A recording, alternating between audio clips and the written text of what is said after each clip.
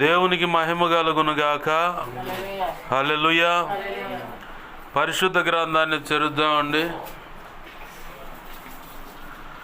1 కొరింథీ పత్రిక 14వ అధ్యాయం 1వ వచనం, మొదటి భాగం.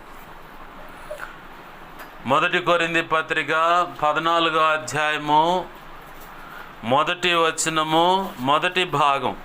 అంటే 1, 2 అక్కడ కామాలను బట్టి మొదటి భాగం, రెండవ భాగం, లేదంటే ఇంకా అర్థం కావాలనుకుంటే మొదటి వచనంలో మొదటి భాగాన్ని ఏ అని పెట్టుకోవచ్చు, బ్రాకెట్లు. అలా రాసుకునే వాళ్ళకి ఇది బాగా ఉపయోగపడుతుంది. 1 కొరింథీ పత్రిక 14వ అధ్యాయం 1వ వచనంలో మొదటి మాటను ఏ అనే అలా బ్రాకెట్ చేస్తే అది మనకు అర్థమైపోద్ది అనమాట, కోడ్. ఇది దైవజనులు ఆనంద్ జయకుమారయ్య గారు చెప్పారు నాకు. ఒకసారి సభలో మాట్లాడుతూ ఆ మాట చెప్పిన కాడి నుంచి ఇక అలా ఏ, రెండో మాట అయితే బి, మూడో మాట అయితే సి, నాలుగో మాట అయితే డి అని, అంటే కామాలు వస్తాయి మధ్యలో అడ్డుగా. మంచిది, ప్రార్థన చేసుకుందాం. ప్రేమగల మా కన్న తండ్రి యేసయ్యా, నీకు వందనాలు, కృతజ్ఞతాస్తుతులు. జీవము కలిగిన మా తండ్రి, నీకే మహిమ, ఘనత, ప్రభావాలు ఆరోపిస్తున్నాం. సర్వకృపానిధివైన మా తండ్రి, నీకే కృతజ్ఞతాస్తుతులయ్యా. మీరిచ్చిన లేఖన భాగాన్ని బట్టి నీ కృతజ్ఞతాస్తుతులు. ఈ లేఖనమును రొట్టెను విరవండి, దాని చాటును మీరు దాచి ఉంచిన నూతనమైన, అతి లోతైన, శ్రేష్టమైన దేవా, ఆత్మ ప్రత్యక్షత కలిగినటువంటి మర్మమైన, సర్వ సంపూర్ణ సత్యమైన, ఆరోగ్యకరమైన ఉపదేశము బయటకు తెచ్చి నీ మనసులో ఉద్దేశించుకున్న సంగతులను ఆ రూపేణ బయటకు తెచ్చి దేవా, మీ పక్షం వహించిన మీ దాసు నోట ఉంచండి. మీ దాసు నోటిని మీ నోటి బోరగా మార్చి నీ బలమైన వాక్శక్తినిచ్చి మీ దాసుని మీ సిలువ చాటును మరుగుపరిచి మీ దాసుని ముఖాంతరంలోంచి మీరు కనబడుతూ నాచో మాచో అందరితో నీవే సూటిగా, తేటగా, స్పష్టంగా మీరు మాట్లాడండి. మా అందరికీ వినగలిగిన చెవును, గ్రహించగల మనసును, లోబడు హృదయాన్ని, వాక్యానుగుణంగా జీవించే కృపను, హృదయ సున్నతిని, దిద్దుబాటు మనసును, నేర్చుకునే శుభగుణ లక్షణమును, నిత్యత్వము చేరు పర్యాంతం వరకు నిత్యం నీ పాద సన్నిధిలో శిష్యరికము చేసి శిష్యులైన సేవక గణముగా తీర్చిదిద్దబడి దిగాంతల వరకు అయా రోషం కలిగిన సర్వ సంపూర్ణ సత్య ఉపదేశంతో కూడినటువంటి సేవ చేసి సంపూర్ణ సిద్ధి పొంది ధైర్యంగా క్రీస్తు న్యాయపీఠాన్ని ఎదుర్కొన్నప్పుడు అయ్యా, ఈ భూమి మీద మాకు నిర్ణయించిన పని ఏది కూడా కొదువు లేకుండా పరిపూర్ణంగా నెరవేర్చిన వారమై, సంపూర్ణ సిద్ధి పొందిన వారమై క్రీస్తు న్యాయపీఠాన్ని ఎదుర్కొన్నప్పుడు, ఆ ఎదుర్కొనే కృప దైత్యమని ఆనాడు ఎదుర్కొన్నప్పుడు నీ చేత బళా మంచిదాసుడా, బళా మంచిదాసురాలని చెప్పని మెప్పు, ఘనత, మహిమ, బహుమతులు అందుకో నిత్యత్వంలో ప్రవేశించి యుగ యుగాలు నిత్య రాజ్య పరిపాలన దేవా, ఆ వధువులో ఉన్నత స్థానంలో నిలిచి నిత్య రాజ్య పరిపాలన చేసి నిన్ను మహింపరుచుకునే భాగ్యం కలుగునట్లుగా మా అందరికీ ఉపదేశించండి, మమ్మల్ని బలపరచండి, అందుకే సిద్ధపరచండి, ఆ మార్గంలో నడిపించండి. అయా, నీకే వందనాలు, కృతజ్ఞతాస్తుతులు. ఈ ధారాళమైన ఆత్మ నడిపింపును, నీ ఉపదేశమును నీ ప్రజలకు అందకుండా అడ్డుపడుతున్న దుష్టుడు, వాడి దూతలైన దురాత్మలు, చీకటి అంధకార శక్తులైనా, లేదు వశీకరణకు సంబంధించినవి అయినా, లేదా చిల్లంగి, బాలమణి, చేతబడి, క్షుద్రపులు, వీటిలో అత్యంత ప్రమాదకరమైన రక్తం ఒలికించి చేస్తూ ఉంటారు. మాంత్రికుల రక్తమని, పసిబిడ్డల రక్తమని, జంతువుల రక్తమని, కోళ్ల రక్తమని ప్రభువా, అలాంటి ఏమైనా ఉన్నా, లేదు చండియాగం, మహాచండియాగాలని, లేదంటే ఇదిగో ప్రభు విగ్రహాలు ఎదుట కూర్చొని పూజలు అని చెప్పని, హోమాలు, యజ్ఞాలు, మొక్కుబళ్ళని, కులానికి సంబంధించిన దేవి దేవతలు, దేవుళ్ళ ఎదుట పూజలు, మొక్కుబళ్ళని, ఇలా పలు రకాలుగా ఏమున్నా సరే వాటి ప్రభావం అంతటిని యేసునామములో నీ మహాపునరుద్ధాన శక్తి ద్వారా మేమంతా కలిసి నీవు నాకు ఇచ్చిన అధికారం చొప్పున బంధిస్తున్నాం. యేసునామములు ఇప్పుడే ఎదుగొచ్చండి, వాటిని నిత్య నరకానికి విసిరి కొడుతున్నాం. అక్కడే వాటి ప్రభావం ఇప్పుడే యేసునామం లయమైపోవునుగాక. అయా నాతో మాతో మీరు ఉండండి ప్రభువా. సమస్త గలిబిలి శోధన యేసునామములో తొలగిపోవును గాక. అయా నాతో మాతో మీరు ఉండండి. నా చుట్టూరు మా చుట్టూరు నీ చిత్తంలో ఈ ప్రార్థనలు ఏకీభిస్తున్న ప్రతి ఒక్కరి చుట్టూరు, మేమున్న ఈ గృహాలు, దేవ కాలనీ, గ్రామం, పట్టణం, రాష్ట్రం, దేశం సమస్తం చుట్టూరు నీ సిలువ రక్తపు కంచెను, రక్షణ ప్రాకారం, అగ్ని ప్రాకారం చుట్టూ కంచెగా వేయండి. నీ దేవదూతలను అగ్ని వంటి రథముల సైన్య సమూహాన్ని చుట్టూ కావలిగా ఉంచు. అయా ఇదిగో తండ్రి, నీ మహిమేగాని ఇక్కడ ఆవరింపచేయని యెషయా 51:16 ప్రకారం నీ చేతిలో మనం దాచిపెట్టాయా. అయా కనికరించండి అయ్యా. నీ దేవదూతలు అగ్ని వంటి రథముల సైన్య సమూహం చుట్టూ కావలిగా ఉంచు. అయా నీ కనుదృష్టి ముఖాన్ని తేజమాని వెలుగు సన్నిధి కాంతి మాపై ప్రకాశింపచే. సర్వోన్నతుని శక్తి నన్ను మమ్మల్ని కమ్మునుగాక. నీ మహిమ తేజస్సు ప్రభావం దహించ అగ్ని ప్రభావం జ్ఞాపకం చేపట్ట ఈ స్థలంలో నీ చిత్త ప్రకారం ఈ ప్రార్థనలు ఏకీభిస్తున్న బిడ్డల కాడి నుంచి నీ కోరుకున్నట్లుగా నలుదిక్కులు గేస్తున్నాములు ప్రబలిలు వెళ్ళునుగాక. జకరియా గ్రంథం 2:5 ప్రకారం దేవా నీవే అగ్ని ప్రాకారమై జ్ఞాపకం చేయబడి సమస్తం చుట్టూ నిలబడు. అయ్యా మాతో మీరుండండి అయ్యా. మేము జ్ఞాపకం చేయబడి సమస్త విషయాలు ఈ ప్రార్థనలు ఏకీభిస్తున్న బిడ్డలున్న ఆ గృహాలను కూడా, మేమున్న గృహాలను కూడా అయ్యా సీనాయి పర్వతంగా మార్చండి. స్తుతి సింహాసనాసనుడు అయి మాతో ఉండండి ప్రభు. మాకు బోధించండి, మమ్మల్ని బలపరచండి. మా ప్రభువా నీ పక్షం వహించిన నేను ఎంత బలహీన నీకు బాగా తెలుసు. నీ మీదే ఆనుకున్నా, నీ కృప మీద ఆధారపడ్డాను అయ్యా. నాలో నువ్వు కోరుకున్న పరిశుద్ధతను ఆశిస్తూ నా సమస్త అవిధేయతలు, అతిక్రమ దోషాలు, పాప దోషాలు, ఆజ్ఞాతిక్రమాలు ఏమైనా ఉన్నా అయా ఒప్పుకున్నా క్షమించండి. నీ సిలువ రక్తంతో నన్ను కడిగి పవిత్రపరచు అయా. నీ శుద్ధ జలం నాపై కుమ్మరించి పరిశుద్ధపరిచి ఆనంద తైలాభిషేకం నాపై ఇంకా గొప్పగా ఉంచు. పరిశుద్ధాత్మ అగ్నిలో నన్ను పుట్టిన శుద్ధ సువర్ణంగా మార్చి నీ పరలో శుద్ధ సువర్ణ తైలం నా నిత్యం ఇంకనో గొప్పగా ఉంచు.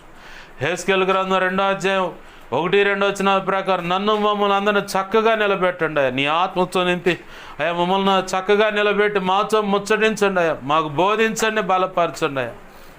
అయ్యా నీకే స్తోత్రాలు. మత్తయి 10:7-8-20 ప్రకారం నీ కృప దయచేయి అయ్యా. అపోస్తలుల కార్యం 4:27-37 నీ కృప దయచేయి. యెషయా 51:16 ప్రకారం నీ కృప దయచేయి. ఇర్మియా 9:10-18-19 నీ కృప నాకు దయచేయి. నీవే నాకు తోడు, మాకు తోడై ఉండి బోధించి బలపరచమని, నీ ఆత్మకార్యములు జరిగించమని, నీ చిత్తమే పరిపూర్ణంగా, నీ సంతోషం పరిపూర్ణంగా ఉన్నట్లుగా అయా ఇదిగో తండ్రి దేవా మీరు మాకు బోధించి మమ్మల్ని బలపరిచి నడిపించి సహాయము చేయమని యేసయ్య ఉన్నతనంత శక్తిగల నామంలోనే అడిగి వేడుకొని ప్రార్థించి సమస్తం పొందుకొని నీ కృపా హస్తాలకు సమస్తాన్ని నీ దేవా నన్ను మమ్మల్ని చేతులకు అప్పజెప్పి నేను గొప్ప చేసుకుంటున్నాం మా తండ్రి. లేఖనాన్ని బట్టి నీ కృతజ్ఞతాస్తుతులు చెల్లించి నిన్ను ఘనపరుచుకుంటున్నాం మా తండ్రి. Amen, amen, amen.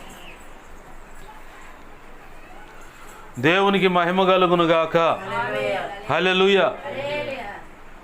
ప్రభునందు ప్రియమైన దేవుని బిడ్డలారా, సమకూడిన మీ అందరికీ ప్రభు అయిన యేసుక్రీస్తు వారి పేరట నా హృదయపూర్వకమైన వందనాలు. అందరికీ వందనాలు. చదువుకున్న లేఖన భాగంలో ఆ మాట ఏముందంటే, ప్రేమ కలిగి ఉండుటకు ప్రయాసపడండి. ఏం కలిగి ఉండటానికి? ప్రేమ కలిగి ఉండటానికి ప్రయాసపడాలంట. ప్రేమ కలిగి ఉండటానికి ప్రయాసపడాల్సిన పని ఉంది. ప్రయాస అంటే కష్టపడటం. ప్రయాస అంటే కష్టపడటం. దేనికోసం కష్టపడాలి? ప్రేమ కలిగి ఉండటానికి కష్టపడాలి. సాధ్యమనేది కొంతమంది విషయాల్లో, కొన్ని విషయాల్లో సాధ్యమే. అందరికీ అర్థమైన మాట, అందరికీ తెలిసిన విషయం ఏంటంటే, ఓ ప్రేమికుడు తన ప్రియురాలి విషయంలో ప్రేమించటం అనే విషయంలో ప్రయాసపడతాడు.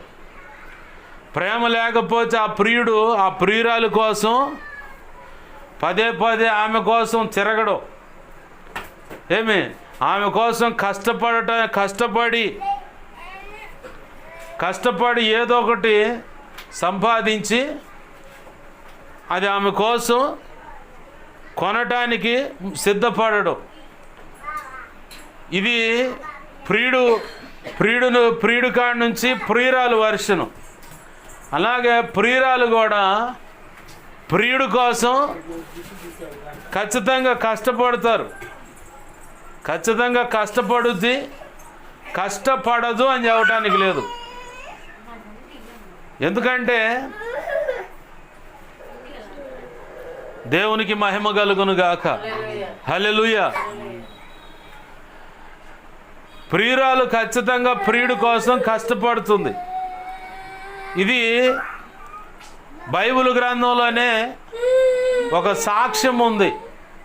బైబిల్ గ్రంథంలోనే ఒక సాక్ష్యం ఉంది. ఎవరు ఆ సాక్ష్యం చెప్పండి?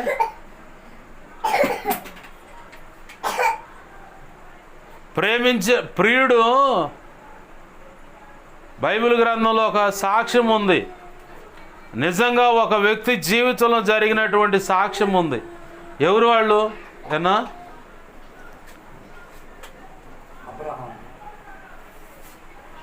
ప్రియురాలు కోసం ప్రేమ విషయమై ప్రయాసపడ్డ ఒక వ్యక్తి జీవితం ఉంది. ఎవరు వాళ్ళు? ఒక గంట సమయం ఇస్తా మీకు. పరిశుద్ధ గ్రంథం ఖచ్చితంగా చదివి అవగాహన కలిగి ఉంటే ఈ పాటికల్లో టక్మన్ సమాధానం రావాల. అంటే పరిశుద్ధ గ్రంథాన్ని అటక్కెక్కిస్తున్నారు మీరు.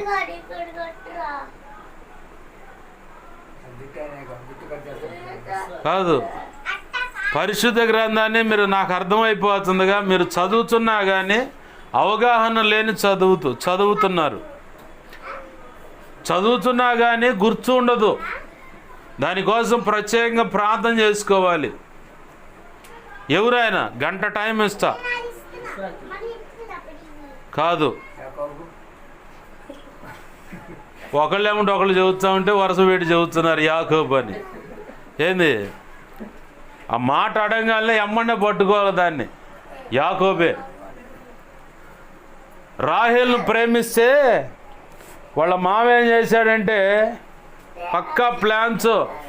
ఈయన పెద్ద కూతురునిచ్చి పెళ్లి చేసిండు. పెద్ద కూతురునిచ్చి పెళ్లి చేస్తే అమ్మో సిద్ధాంతి కూర్చో, సైలెంట్ కూర్చో.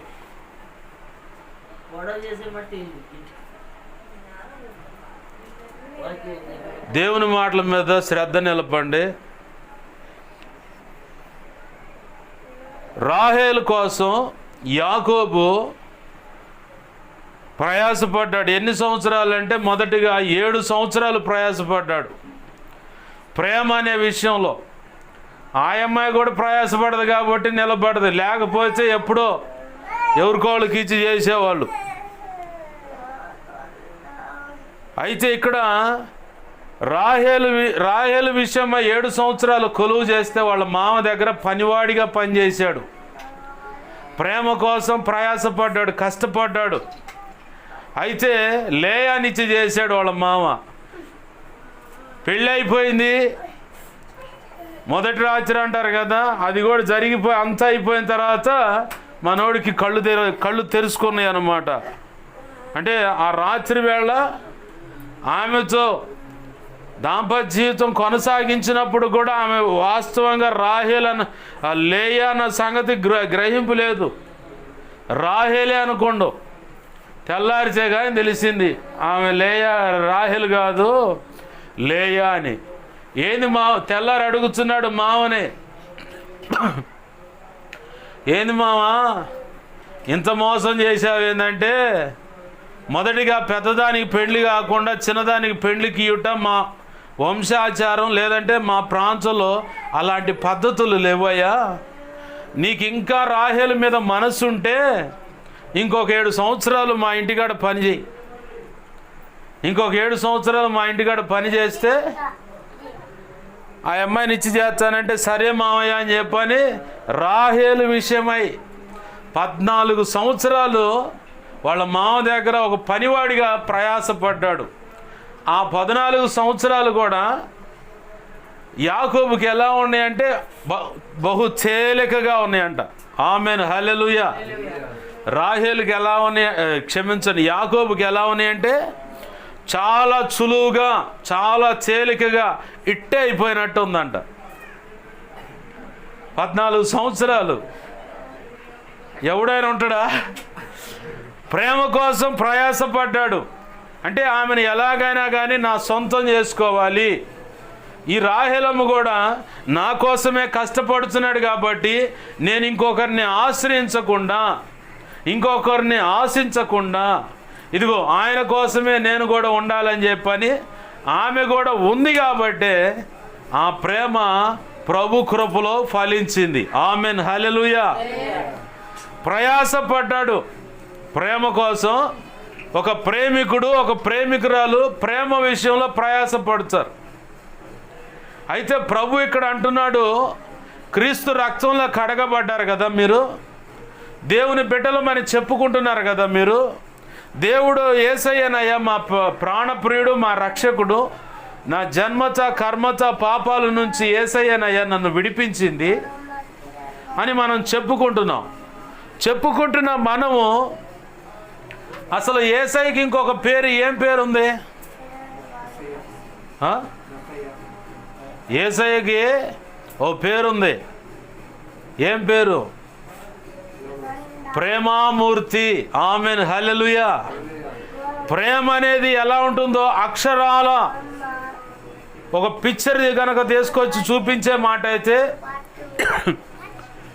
ఏ కోశానా కూడా ఎక్కడ కూడా ఏ లోపం లేకుండా పరిపూర్ణంగా ప్రేమించగల ప్రేమికుడు, పరిపూర్ణమైన ప్రేమ గల ప్రేమామూర్తి యేసయ్య మాత్రమే. అందుకే పరమగీతంలో ప్రియురాలని ఆయన అంటాడు, నా ప్రాణేశ్వరి అంటాడు. సుందరివతి, నారీమణి, ఏమే నారీమణి, సుందరివతి, నా పౌరమ, నిష్కలంకురాల అని ప్రియురాలతో మాట్లాడుతాడు. ఈ ప్రియురాలు అంటది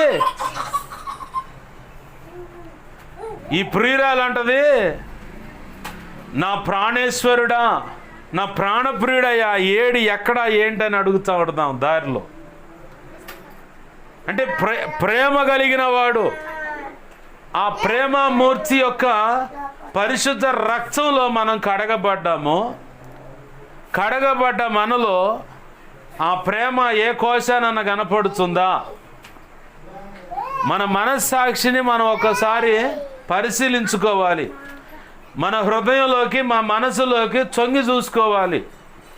తొంగి చూసుకున్నప్పుడు మనకు అర్థమైద్ది, నేను ఎంత మటుకి ప్రేమించగలుగుతున్నాను ఎదుటి వ్యక్తినైనా, నాతో పాటు ప్రభు బలలో చేయవేసే వ్యక్తినైనా. నీకు ఇందానే చెప్పా, సైలెంట్ కూర్చో, నువ్వు సిద్ధాంతి పని చేయమాక, సరేనా? దేవునికి మహిమ కలుగును గాక. హల్లెలూయా. బాగా గమనించండి, విలువైన సందేశం. నీకు ఇందానే మొన్న కూడా చెప్పా, మళ్ళీ నీ బిడ్డల కోసం ప్రత్యేకంగా ప్రార్థన చేసుకో. నువ్వు ఆ ప్రార్థన చేయట్లా, నీ చుట్టూ ఉన్న సమస్యల చుట్టే నువ్వు ఆలోచించుకుంటూ కూర్చున్నావు. వాస్తవమే కదా? ఏంది? ఆ బిడ్డల కోసం ముఖ్యంగా.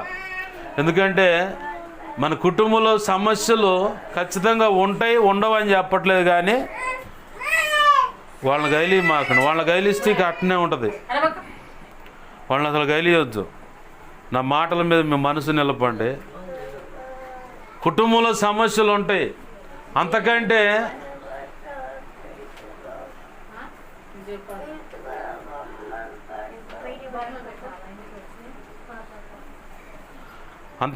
బాగా సమస్యగా ఉండేది పిల్లల కోసం ప్రార్థన చెబితే ఫ్యూచర్లో సమస్య ఉంటుంది. అందుకే చిన్ననాటి రోజు చిన్నతనంలో ఉన్నప్పుడే వాళ్ళ కోసం నువ్వు గనక కన్నీరు విడిచి ప్రార్థన చేయగలిగితే వాళ్ళ అల్లరి ఉండదు, ప్రశాంతంగా నిలబడతారు. ఒక్కగానొక్కడు పిల్లల్ని ఎట్టకూడదు అని చెప్పని గారాబం చేసి నీ నెత్తి మీదకి ఎక్కి ఏంది గందరగోళం చేస్తారు. పడాల్సిందే, అప్పులు పడాల్సిందే, సరైన రీతిలో నిలబెట్టుకోవాల్సిందే. అంటే వాళ్ళు అల్లరి చేస్తున్నారని నేను ఈ మాట చెప్పట్లేదు, కానీ నీ బాధ్యతను గుర్తు చేస్తున్నా అంతే. ఏమైంది వాళ్ళు అల్లరి చేసి ఎంత చేస్తారు, మహా ఉంటే ఇంకొక గంట నిద్రపోయే టైం వచ్చే సప్పగా పడుకుంటారు, ఇంకేం ఉండదు. ఒకవేళ పిల్లలు మేధావులు ఉంటారు, రేత్రి 12 గంట దాకా కూడా సశామీర నిద్ర కూడా పోనీరు.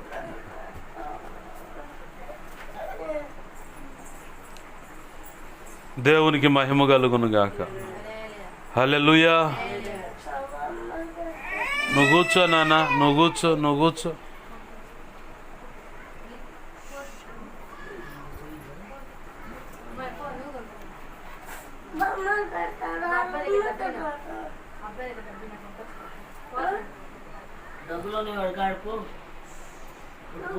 సర్వోన్నతుడా నీవే నాకు ఆశ్రయ దుర్గము, ఎవరు లేరు నాకు ఇలలో, ఎవరు లేరు నాకు ఇలలో, ఆదరణ నీవేగా, ఆనందము నీవేగా, ఆదరణ నీవేగా, ఆనందము నీవేగా, సర్వోన్నతుడా నీవే నాకు ఆశ్రయ దుర్గము. ఆమేన్. హల్లెలూయా. ప్రభునందు ప్రియమైన దేవుని బిడ్డ గమనించండి, పరమగీతంలో ఆ ప్రియుడి గురించి ప్రియురాలు అంటుంది, నా ప్రాణప్రియుడు ఎక్కడ, నా ప్రాణేశ్వరుడు ఎక్కడ అని చెప్పని అడుగుతూ ఉంది. బాగుంది ఇదంతా. క్రీస్తు రక్తంలో కడగబడ్డామని చెప్పుకుంటున్నాం మనం. ఆయన యొక్క ప్రేమ నీలో ఎంత శాతం ఉంది?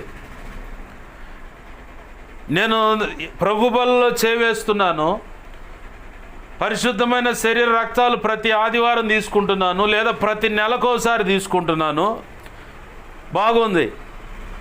ఆయన రక్తం నీ దేహంలోకి ఇమిడిపోతూ ఉంది. బాగా గమనించాలా.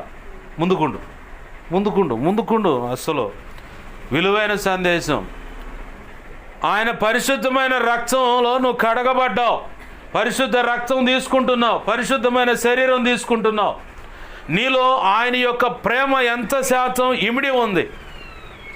సర్వసాధారణంగా బ్లడ్ ఎవరిదాన్ని ఎక్కిస్తే, మా నాన్న దగ్గర మేము చూసిన సందర్భం అన్నమాట. వేరే వాడి దేవుడితో వదిలిపెట్టకుండా సిగరెట్ తాగేవాడి రక్తాన్ని ఈయనకి ఎక్కిచ్చారు. ఈయన మొదలుపెట్టిండు వదిలిపెట్టకుండా సిగరెట్ తాగటం. ఏది ఇప్పుడు క్రీస్తు రక్తం నీలోకి వస్తుంది. బాగా గమనించు. నేను ఏదో నవ్వుకోవడానికి చెప్పలే ఈ సందర్భం. క్రీస్తు రక్తం నీలోకి వస్తుంది. ఎలా వస్తుందో పాస్టర్ గారు అంటే, పరిశుద్ధమైన శరీరం రక్త రూపేణ నీలోకి వస్తుంది. మరి ఆ రక్తంలోని యొక్క లక్షణాలు నీలోకి కూడా రావాలిగా. ఆ రక్తంలోని లక్షణాలు ఎక్కడున్నాయి? ఎడిపోయినాయి. ఏమో అసలు ఆ ప్రేమ కలిగిన తత్వం మనలో జీవించే ఉందా, లేదంటే అది ఎప్పుడో సమాధి చేయబడిందా? ప్రేమించటం అంటే నీ కడుపును పుట్టిన బిడ్డలను ప్రేమించటమా? ప్రేమించటం అంటే నీకు తెలిసిన వాళ్ళని ప్రేమించటమా? ప్రేమించటం అంటే ఒక నశించిపోతున్న ఆత్మను ప్రేమించటమా? రక్షించటానికి ప్రేమించటమా? అది కాదు దేవుడు కోరుకుంది. దేవునికి మహిమ కలుగును గాక. హల్లెలూయా. మా వాళ్ళ కదిలి మాకండి.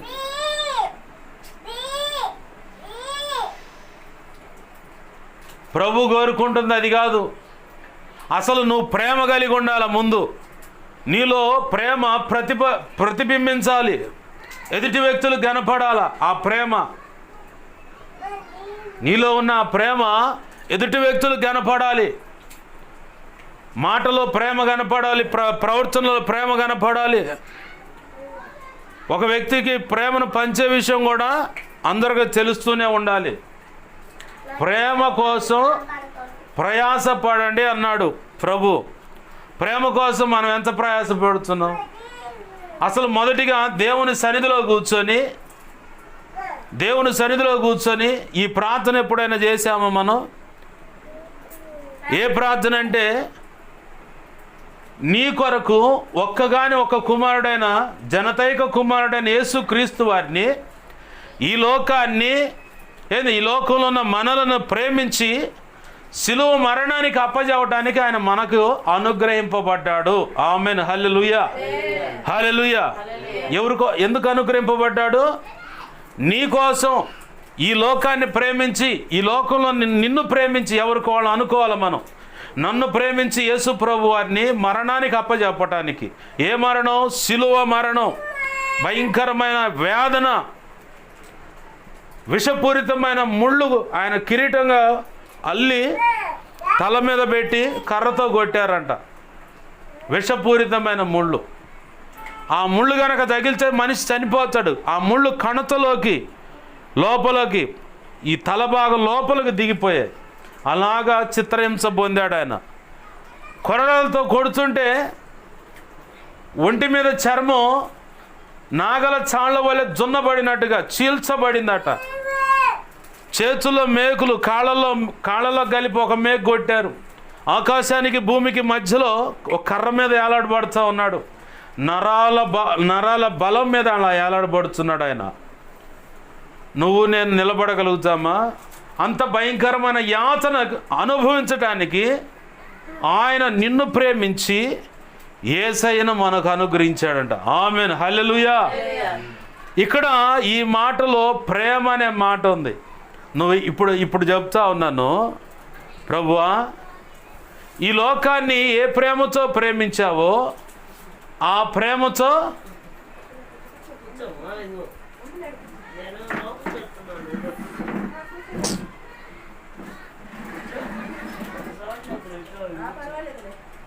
అమ్మా నువ్వు కూర్చో, అమ్మా నువ్వు కూర్చో.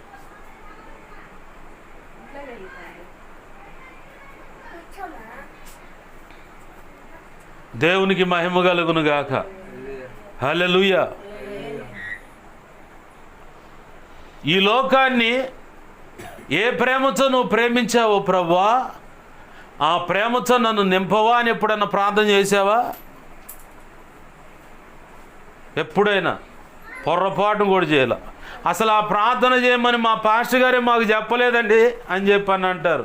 మరి వాక్యం చదివేటప్పుడు నీకు కనపడలేదా? పాస్టర్ గారు చెప్పకపోతే వాక్యం చదివేటప్పుడు రోమపత్రికలో అట్టుకుంటే ఆ మాట ఉంది, తాను ఒక్కగానొక్కగైన కుమారుడిని ఈ లోకాన్ని క్షమించండి యోహాను సువార్తలో అట్టుకుంటా, ఒక్కగానొక్క కుమారుడిని ఈ లోకాన్ని ప్రేమించి, ఈ లోకాన్ని లోకంలో ఉన్న వ్యక్తులను ప్రేమించి తన ఒక్కగానొక్క కుమారుడిని నీ కోసం నా కోసం ఆయనను మనకు అనుగ్రహించాడు. ఈ లోకాన్ని బహుగా ప్రేమించి. ఇదే మాట నువ్వు వాక్యంలో చదివినప్పుడు దాన్ని పట్టుకోవాలా. ఎందుకు ఆ మాట అంటున్నా అంటే, పరిశుద్ధ గ్రంథం చదువుతున్నప్పుడు చాలా సంగతులు నేను గ్రహించాను. గ్రహించడం మటుకే గాక ఆ మాటలను పట్టుకొని ప్రభువుని అడిగేవాడిని. 119వ కీర్తన 18వ వచనంలో, నీ ధర్మశాస్త్రం ముందు ఆశ్చర్యమైన సంగతులు నేను తెలుసుకున్నట్లుగా నా కన్నులు తెరువు ప్రభు అని భక్తుడు అడిగాడు. అది దావీదు భక్తుడికే పరిమితం కాదు, నువ్వు అడిగినా నీకు అనుగ్రహింపబడుతుంది. ఆమెన్. హల్లెలూయా. లేదు, యోహాను సువార్త 14వ అధ్యాయం 26-27 వచనాలు, శాంతిని అనుగ్రహించుతున్నాను, నా శాంతినే నీకు అనుగ్రహించుతున్నాను, లోకం ఇచ్చినట్లుగా కాదన్నాడు. ఆ పై వచనంలో పరిశుద్ధ గ్రంథము చదువుతుంటే గుర్తుండని వారికి కావలసిన లేఖనం అది. అక్కడ నేను మీకు ఏ సంగతులు అయితే చెప్పానో ఆ సంగతులు మళ్ళీ రిపీట్ చేసి మీకు గుర్తు చేయడానికి సత్యస్వరూపియోగం ఆత్మ వస్తాడు అన్నాడు. ఆయన ఆ సంగతులు చెప్పటమే కాదు, గుర్తు చేయటమే కాదు, ఇంకా అనేక సంగతులు మీకు చెబుతారు అని. ఓ దైవజనుడు ఒఫిరై గారే ఎక్కడ సిద్ధపడకుండా దేవుని బలిపీఠం మీదకి వెళ్ళిపోయి వాక్యాలు చదువుతుంటే పెద్ద ఆయన అడిగిండంట, ఏమయ్యా నువ్వు యవన కాలంలో బాగా దేవుల్లో వాడబడుతున్నావు, బాగానే ఉంది, సిద్ధపడాలి అబ్బాయి, సిద్ధపడకుండా ఏందబ్బాయి ఈ వాక్యాలు అని అంటే, ఆయన చెప్పిన మాటను బట్టి దేవుని సన్నిధిలోకి వెళ్ళి పెనుగులాడుతున్నట్ట, ప్రభువా నాకు సిద్ధపాటి, ప్రభువా నాకు సిద్ధపాటి అని. ఎంత అడుగుతున్నా కానీ దేవుడు ఇయ్యట్లేదంటే ఈయన బలవంతంగా ఒక లేఖనం, ఒక మెసేజ్ సిద్ధపడి బయటకు వచ్చిండంట. పోయేటప్పుడు దేవుడు ఆపిండంట. ఏంది అబ్బాయి అన్నంట. ప్రభు వాక్యం చేయడానికి వెళ్తున్నాను, నువ్వు నాతో రావా అంటే, ఎందుకురా నువ్వు వాక్యం రాసుకున్నావుగా పోయి చెప్పు అన్న.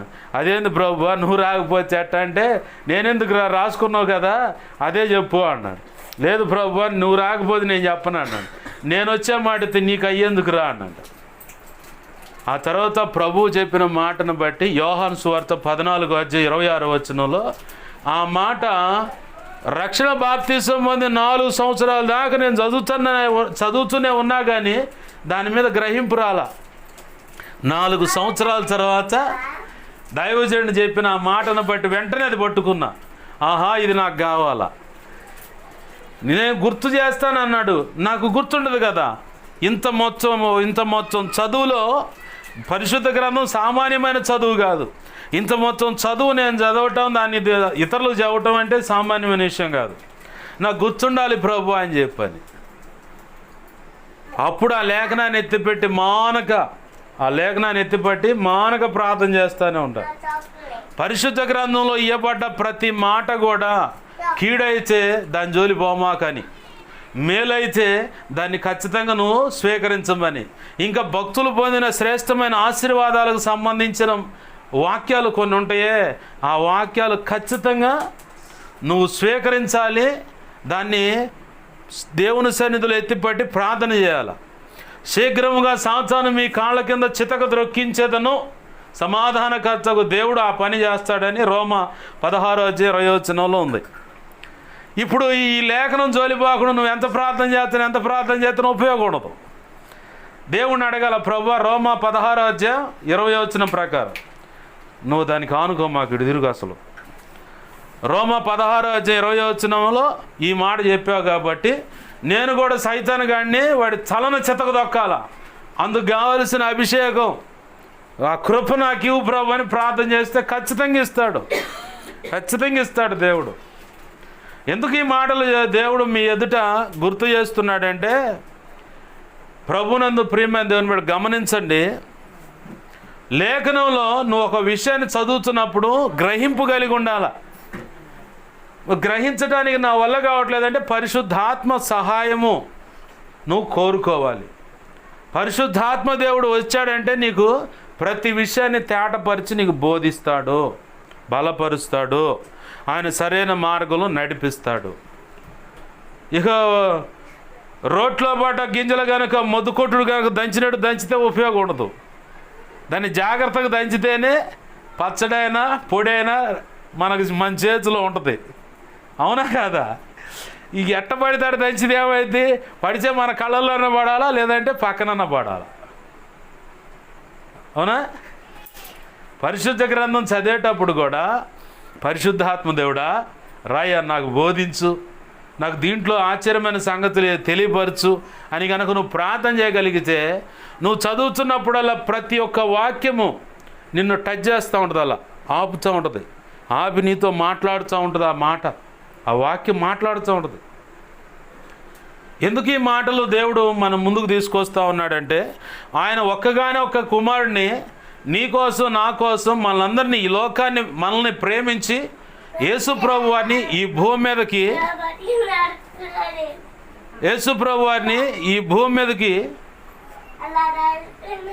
దేవుని కృపచేత మనకి అనుగ్రహించాడు. అయితే ప్రభు ఈరోజు నీతో నాతో మనందరితో మాట్లాడుతున్న మాట ఏంటంటే, ప్రేమ కలిగి ఉండుటకు ప్రయాసపడండి.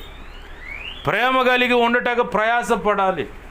యాకోబు తన భార్యనుగా పొందుకోవటానికి రాహేలు విషయంలో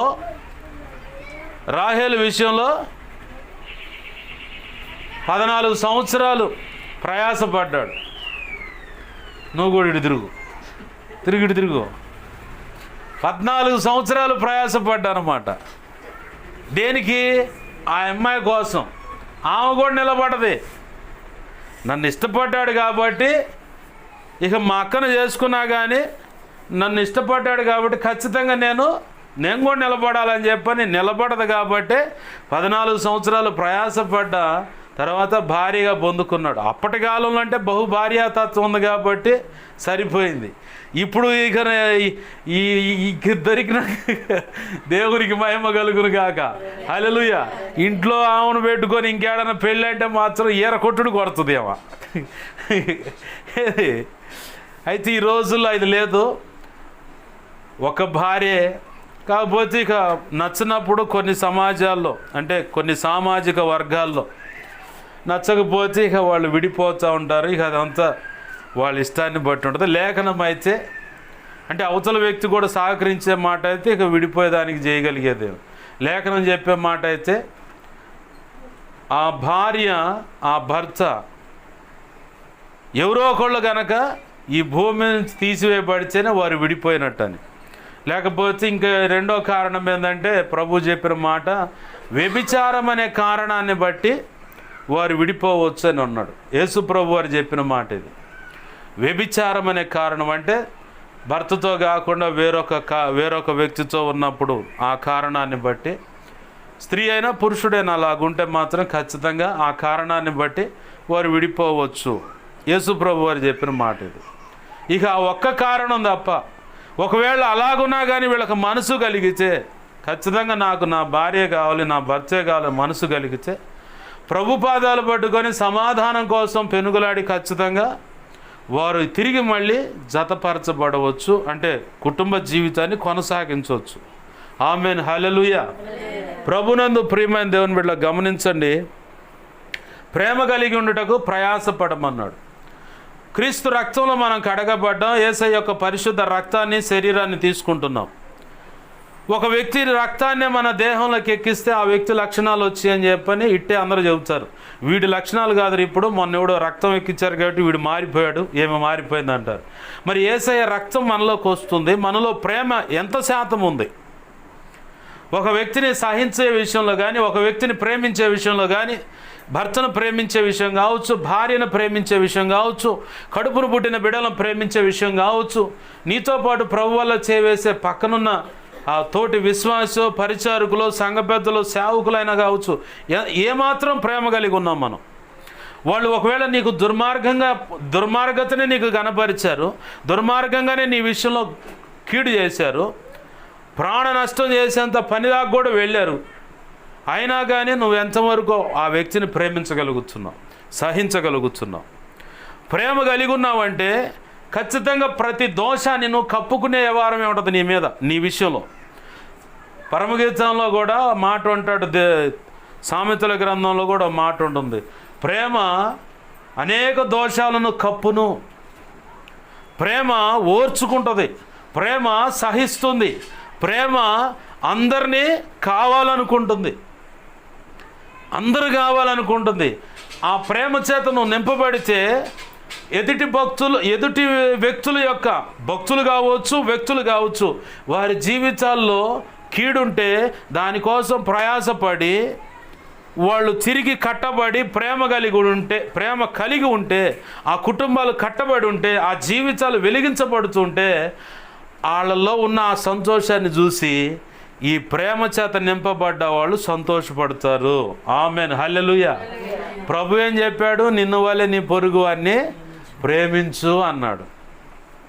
నిన్ను వలె నీ పొరుగు వారిని ప్రేమించు అన్నాడు. నీ సొంత శరీరాన్ని ప్రేమించినట్టుగా నీ భార్యను ప్రేమించు అన్నాడు. ఈ రెండు దగ్గరకు వస్తాయి మాటలు. నిన్ను వలె నీ పొరుగు వారిని ప్రేమించమనే విషయం కావచ్చు. అయ్యా వాళ్ళ భయంకరమైన క్రూరులయ్యా, వాళ్ళు నాకు నష్టమే చేస్తున్నారయ్యా అంటే అయినా ప్రేమించు. ప్రేమ ద్వారానే వాళ్ళని గెలవగలుగుతావు. ప్రేమ ద్వారానే నువ్వు ప్రేమిస్తున్న దాన్ని బట్టి వాళ్ళని గెలవగలుగుతావు. ఎట్లనో తెలుసా? ఒక యవ్వన బాలుడు, ఒక 13-14 సంవత్సరాలు ఉంటాయి. అతన్ని ఒక వ్యక్తి తన తల్లిదండ్రుల కాడి నుంచి దొంగతనంగా ఎత్తుకొని వెళ్ళిపోయాడు. లేదంటే మీకు ఇంకా అర్థం కావాలంటే నేను చెప్పే సందర్భము 13-14 సంవత్సరాలంటే ఒక పనికాడికి వెళ్ళినప్పుడు చిన్నతనంలోనే తల్లిదండ్రుల కాడి నుంచి ఎత్తుకొని వెళ్ళిపోయాడు. దొంగతనంగా ఎత్తుకొని వెళ్ళిపోయి ఒక సంతలో పెట్టి ఒక వ్యక్తికి అమ్మేశాడు. అమ్మేసిన తర్వాత ఆ పసివాడిని కొనుక్కున్నటువంటి వ్యక్తులు వాళ్ళ ఇంట్లో పనివాడిగా పెట్టుకున్నారు. 14-15 సంవత్సరాలు వచ్చాయి. ప్రతి సంవత్సరం లేదా ప్రతిసారి సంత జరుగుతుంది ఆ ప్రాంతంలో.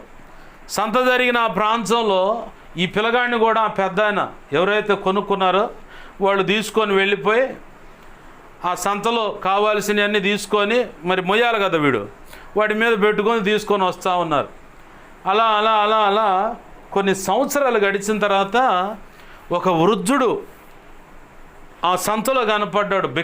భిక్షెత్తుతా అంటే అడుక్కుంటా భిక్షాటన చేస్తా ఆ సంతలో కనపడ్డాడు. సంతలో కనపడంగానే కడు దయనీయమైన పరిస్థితి, ఎవరు లేరు, దిక్కు లేకుండా అక్కడ పడి ఉన్నాడు. పడి ఉంటే ఆ వ్యక్తిని చూసి వచ్చే లోపల ఈ యజమానుడు ఎత్తుక్కుంటూ ఉన్నాడు, ఎటుపోయింది వీడు పారిపోయినావునని. బరబర వచ్చాడు. అయ్యా మీకు ఒక అవకాశం, మీకు ఏమన్నా నాకు ఒక అవకాశం పర్మిషన్ ఇస్తారా? ఏంటిరా? అదిగా ఆ పెద్ద ఆయన తెచ్చుకుంటానయ్యా. ఎందుకురా?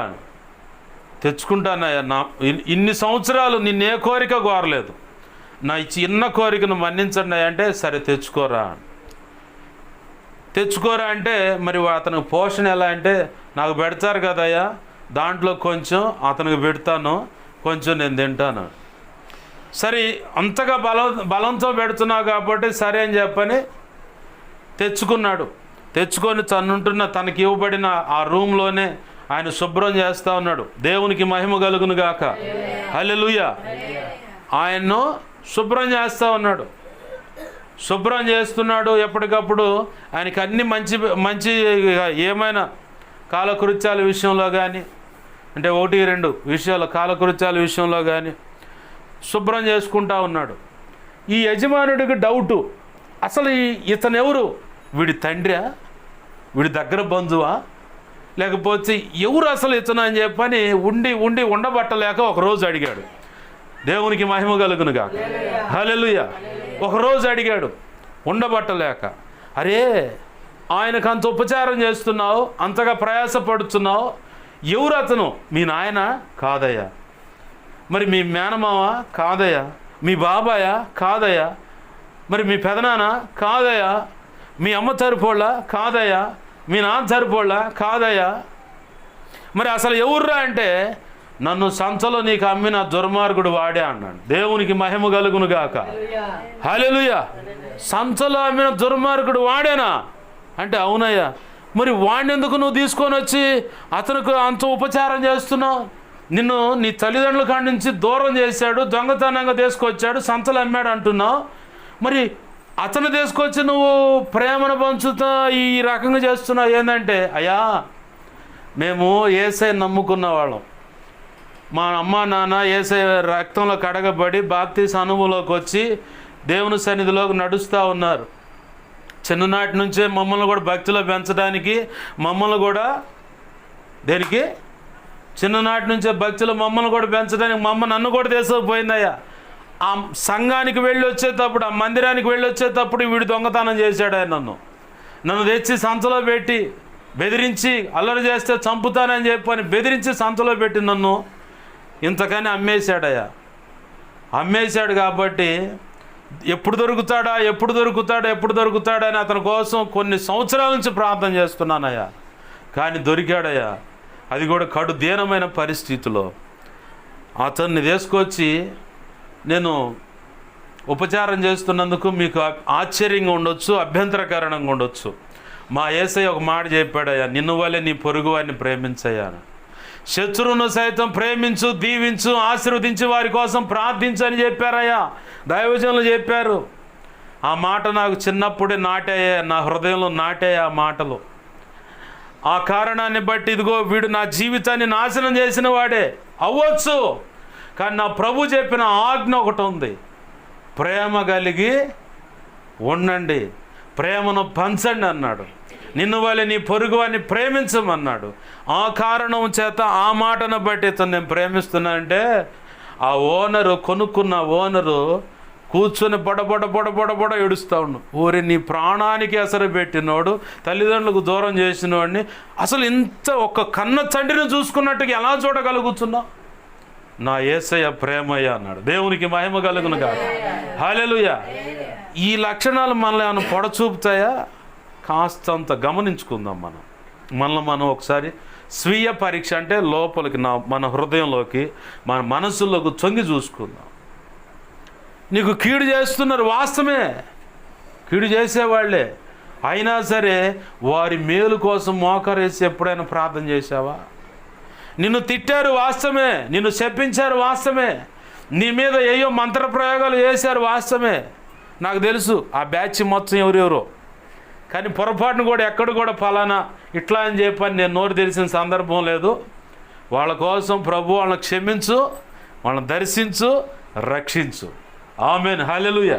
చేతనైనంత వరకు ప్రేమను పంచటమేను, చేతనైనంత వరకు దేవుని కృపలో వారిని ఆశీర్వదించడమే నాకు పనిగా పెట్టాడు. కానీ వారి కీడు కోరుకోవటానికి చేసే ప్రార్థనలు బట్టి కొంతమందికి ఎలా ఉంటాయంటే, వీడికి నిజంగానే మా కీడు కోరుకుంటున్నాడు అనుకుంటారు. ప్రభు వాళ్ళని దర్శించి క్షమించి ప్రేమించే స్నేహితుడు ఏం చేస్తాడు? ఒక దెబ్బ కొట్టైనా సరిగా లైన్లో తెచ్చుకో ప్రభు అని ప్రార్థన చేస్తాడు. సామెతల గ్రంథంలో అదే మాట ఉంది. నిజముగా నిన్ను ప్రేమించే స్నేహితురాలు ఉంటే గద్దిస్తారు, ఇది పొరపాటు అమ్మాయి, ఇది పొరపాటురా, ఇలా వెళ్ళకూడదు, ఇది సరైన మార్గం అని. యేసయ్య మనకు నిజ స్నేహితుడే ఉన్నాడు. ఆయన అసలు స్నేహం అంటే ఏ కోశానా కూడా కుట్ర కుతంత్రాలు ఏంది కడుపులో ఒకటి పెట్టి ఇంకొకటి బయటకు కనపడే వ్యవహారాలు యేసయ్య దగ్గర ఉండవు. మనం ఆయన రక్తంలో కడగబడి ఆయన రక్తమును ఆయన శరీరాన్ని తీసుకుంటున్నాం కదా. మనలో ప్రేమ ఎంతవరకు, ఆయన ప్రేమ, ఆయనలో ఉన్న సద్గుణాలు ఎన్నున్నాయి మనలో. మనం ప్రేమ కలిగి ఉంటే ఒక ప్రార్థన చేసుకుంటాం. గలతీ పత్రిక 5వ అధ్యాయం 22వ వచనంలో ఆత్మ ఫలములోని 9 లక్షణాలు ఉన్నాయి. ప్రభువా ఇట్లా నేను ప్రార్థన చేసుకుంటాను, నేను చేస్తున్న ప్రార్థనే. గలతీ 5వ అధ్యాయం 22వ వచనం ప్రకారం నీ కృప నాకు ఇయ్యయ్యా. ఆత్మ ఫలంలోని 9 లక్షణాలు, 9 లక్షణాలు నాకు ఇవ్వు ప్రభువా, నాకు కూడా నాకు అవి అవసరం. క్రీస్తు రక్తంలో కడగబడ్డాం మనకు అవి అవసరం. అవి లేకపోతే మాత్రం మనం ఎవరిని ప్రేమించలేం, ఎవరిని సహించలేం, ఎవరిని ఓర్చుకోలేం. ఇక ఎవరు ఏదన్నా కొంచెం అంత మాట అంటే మాంసంగా రేగిపోయి నన్నంత మాట అంటావా? యేసయ్యనో అని చెప్పని మొఖాన్ని ఊశారు. మనల్ని ఊరకాడు చూసి అంటే మనం సహించలేం. అవునా కాదా? యేసయ్యను మొఖాన్ని ఉమ్మొచ్చాడు దుడుచుకుండా మౌనంగా. ఆయన అంత చిత్రహింసలు పెడుతున్నా నోరు తెరవలేదు. పాట ఉంది కదా, నోరు తెరవలేదాయే ప్రేమ, బదులు పలుకలేదాయే ప్రేమ, ఇది ఎవరి కోసమో ఈ జగతి కోసమే, ఈ జనుల కోసమే. అంటే వారిలో నువ్వు కూడా ఉన్నావు, నీ కోసమే. ఆయన కనుక నోరు తెరిసే మాట అయితే అసలు నీకు విలువైన రక్షణ వచ్చేదే కాదు. ఆయన ఏమన్నాడంటే నువ్వు కేవలం ప్రేమను పంచు చాలు, ప్రేమను పంచు. ఒకవేళ అచ్చా గోడల మధ్య గొడవలు ఉన్నాయనుకో, నువ్వు చేయాల్సిన పని ఒక్కటే, ప్రేమను పంచు చాలు. ఒక్కో చోట అసలు ఈ అత్తగారికి అర్థం కాదు, ఏమో కూడా ఒక ఇంట కోడలు అన్న సంగతి. దేవునికి మహిమ కలుగును గాక. హల్లెలూయా. ఒక ఇంటికి కోడలు అయితేనే కదా ఒక తర్వాత అత్త అయ్యేది. అవునా కదా? ఇక్కడ ఈముడే పరిస్థితి. అంటే ఆ యవనస్తురాలు కోడలుగా ఇంటికి వచ్చిన ఆమె పెరిగినటువంటి ఆ పద్ధతులు, అక్కడున్న స్థితిగతులు, దాన్ని బట్టి ఆ వాతావరణం, ఈమెమో మళ్ళీ నేను మెట్టినింటికి వచ్చిన కాడ ఖచ్చితంగా అట్లాంటి వాతావరణంలో నేను ఉండాలి అనుకుంటుంది. అలాంటి పరిస్థితులే నాకు రావాలి అనుకుంటుంది. కానీ ఏమే మెట్టినింటికాడ అట్లాంటి పరిస్థితులు ఉంటాయా? మెట్టినిల్లు అంటే అత్తగారిల్లు, మెట్టినిళ్ళకి ఇంటికాడ అలాంటి పరిస్థితులు ఉంటాయా? పొరపాటు కూడా ఉండవు. అంత రివర్స్ అన్నమాట, అంత రివర్సు. అయితే ఇక్కడ ట్యూన్ కావాల్సింది ఎవరు? ఇద్దరు ట్యూన్ కావాలా. ఎవరు కావాలి? ఇద్దరు ట్యూన్ కావాలి.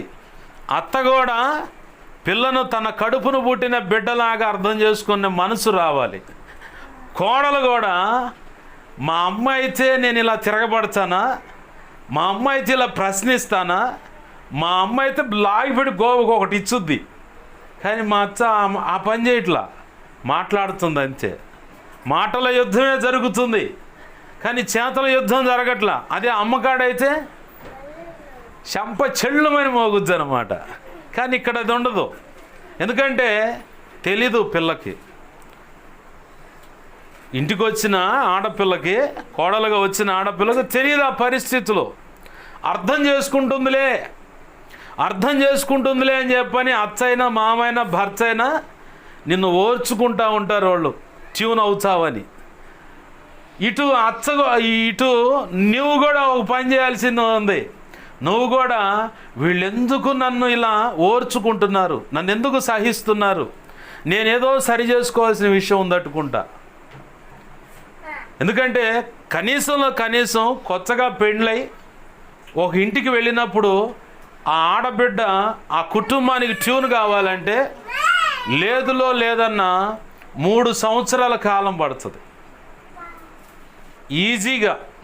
అది కూడా చాలా తొందర కాలం అనమాట. అది ఒక్కొక్కళ్ళు అయితే పొరపాటును కూడా ట్యూన్ గారు, ఇక ఏముండదు అనమాట. నిప్పుల మీద కారం మిరపకాయలు వేసినట్టే, లేదంటే ఉప్పు వేసినట్టే చెట అని చెప్పి చొమ్మటం. అంటే ఇక అంత కోరి వ్యవహారం అనమాట, చగాదల వ్యవహారం ఉంటుంది. అయితే అత్త కోడలు కూడా ప్రేమ కలిగి ఉండటానికి ప్రయాసపడాలి. ఇక్కడే అసలు ప్రేమ అనేది ఉంది. నువ్వు ఎంతగా ప్రేమను పంచగలుగుతావో ఒక అత్తగాగైనా, నీ కడుపును పుట్టిన బిడ్డే కనుక అటువంటి పరిస్థితుల్లో ఉంటే నువ్వు ఎంతగా విలవిల్లాడుతావు. ఒకవేళ అల్లుడే మంచి పనోడైండనుకో, వదిలిపెట్టకుండా పిల్లను దుమ్ము కొడుతున్న పనోడైండనుకో, నువ్వు ఎంత విలవిల్లాడుతావు. నీ ఇంటికి వచ్చిన ఆడపిల్ల విషయంలో కూడా ఒకవేళ కడుపును పుట్టిన కొడుకే దుమ్ముగా పిల్లను కొడుతుండనుకో, కోడల్ని, అప్పుడు ఎంత విలవిల్లాడాలి. నా బిడ్డ అయితే ఈ రకంగా కొట్టనిస్తానా, ఆహా కాదని చెప్పని అడ్డం వెళ్ళిపోయి వాళ్ళని సమాధానపరచడానికే ప్రయత్నం చేయాలి. కూతురికి ఒక కోణమను, కోడలకు ఒక కోణం చూపించే అచ్చలు చాలామంది ఉన్నారు ప్రేమ వైఖరిలో. అయితే ప్రభు అంటున్నాడు, నీ కడుపును పుట్టిన బిడ్డలాగానే నీ కోడలను నువ్వు ప్రేమించాలి, నీ కడుపును పుట్టిన కొడుకులాగానే నీ అల్లుడిని ప్రేమించాలి. కోడలు కూడా, అల్లుడు కూడా, అత్తమామలు కూడా సొంత తల్లిదండ్రులుగా భావించి వారికి ప్రేమను పంచాలి. లేదండి మా అత్తగారు కానీ మా మామయ్య గారు కానీ అసలు అలాంటి ఆ సెక్షన్ కాదండి, అసలు వాళ్ళు కూతుళ్ళ విషయంలో అయితే ఒక రకంగానూ మా విషయంలో అయితే ఇంకొక రకంగా ఉంటుందని చెప్పానంటే ఒక చిన్న సూత్రం చెబుతా.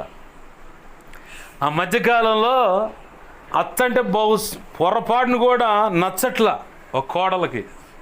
నచ్చకపోతునేసరికి గతంలో కూడా చెప్పాను, శాలెమ్మన్ దగ్గర అది విని ఈరోజు మీకు అందిస్తూ ఉన్నాను. అచ్చంటే అసలు పడచల్లా. వీళ్ళిద్దరికి ఎలా ఉందంటే ఇందాక అనుకున్నాడు, నిప్పుల మీద ఉప్పు వేస్తే ఇలా చట్చట అంటదో, కారం వేస్తే ఇక ఏ రకం కూర వచ్చిందో ఆ టైపులో ఉంది. ఆ అమ్మాయి వాళ్ళ దూరపు బంధు అంటే మేనమామ వరసవుతుడు ఆయన దగ్గరకు పోయి, మామయ్య మా అత్తతో ఏగలేకపోతున్నా, ఏదన్నా మందు ఉంటే నువ్వు ఆల్రెడీ మందు ఎత్తావు కదా, అవును చచ్చిపోవటానికి మంది మావయ్య అందంట.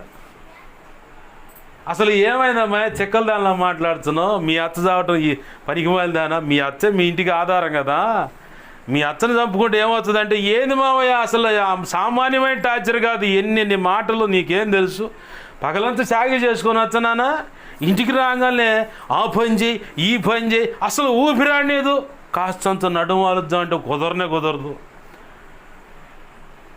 పెళ్ళిన కొత్తలోనేగా భర్తతో కొంచెం ప్రేమగా అట్లా గడుపుదాం కూర్చుందాం అంటే ఇక మొదలుపెట్టారు ఇంకా వచ్చింది ఇక వాడిని ఆ దరికి దేశపోయి కూర్చోబెట్టి అసలు ఇక పని అంతా ఒక దారికి వదిలేసి, అబ్బే దీనికి అసలు కుటుంబం కట్టుకునే లక్షణాలే లేవు అని చెప్పని ఇలా రకరకాలుగా మాట్లాడుతుంది మావయ్య. ఆ మాటలు పడటం కంటే నేను చచ్చిపోవటం అన్నా జరగాలి, లేదంటే ఆమెన చావాలని చెప్పని అంటుందంట. ఆహా సరే, సమస్య మొత్తం పూర్తిగా క్లియర్గా విని, వెంటనే చచ్చిపోతే నీ మీదే డౌట్ వస్తుందే. మీ అత్త కనుక వెంటనే చచ్చిందనుకో, కొత్తగా వచ్చిన కోడలు, మీ ఇద్దరు తగాదులు అందరూ ఇన్ని ఉంటారు, వెంటనే చచ్చిపోయింది అనుకో, నీ మీదే డౌట్ వస్తుందే. మరి ఏం చేద్దాం మావయ్య? నిదానంగా చచ్చిపోయేలాగా నేను మందిస్తా, తీసుకెళ్ళిపోవాలి. సరే మావయ్య, ఈ ఒక్క పని చేసి పుణ్యం కట్టుకోయా అని చెప్పని ఆ మాట మాట్లాడి, సరే ఓ 3 నెలలకి మందిస్తున్నా, రోజు పాలలో కాస్తంత పొడి కలిపి మీ అత్తకి, అది కూడా ఆమెను ప్రేమిస్తున్నట్టుగా నటిస్తా మీ అత్తకి.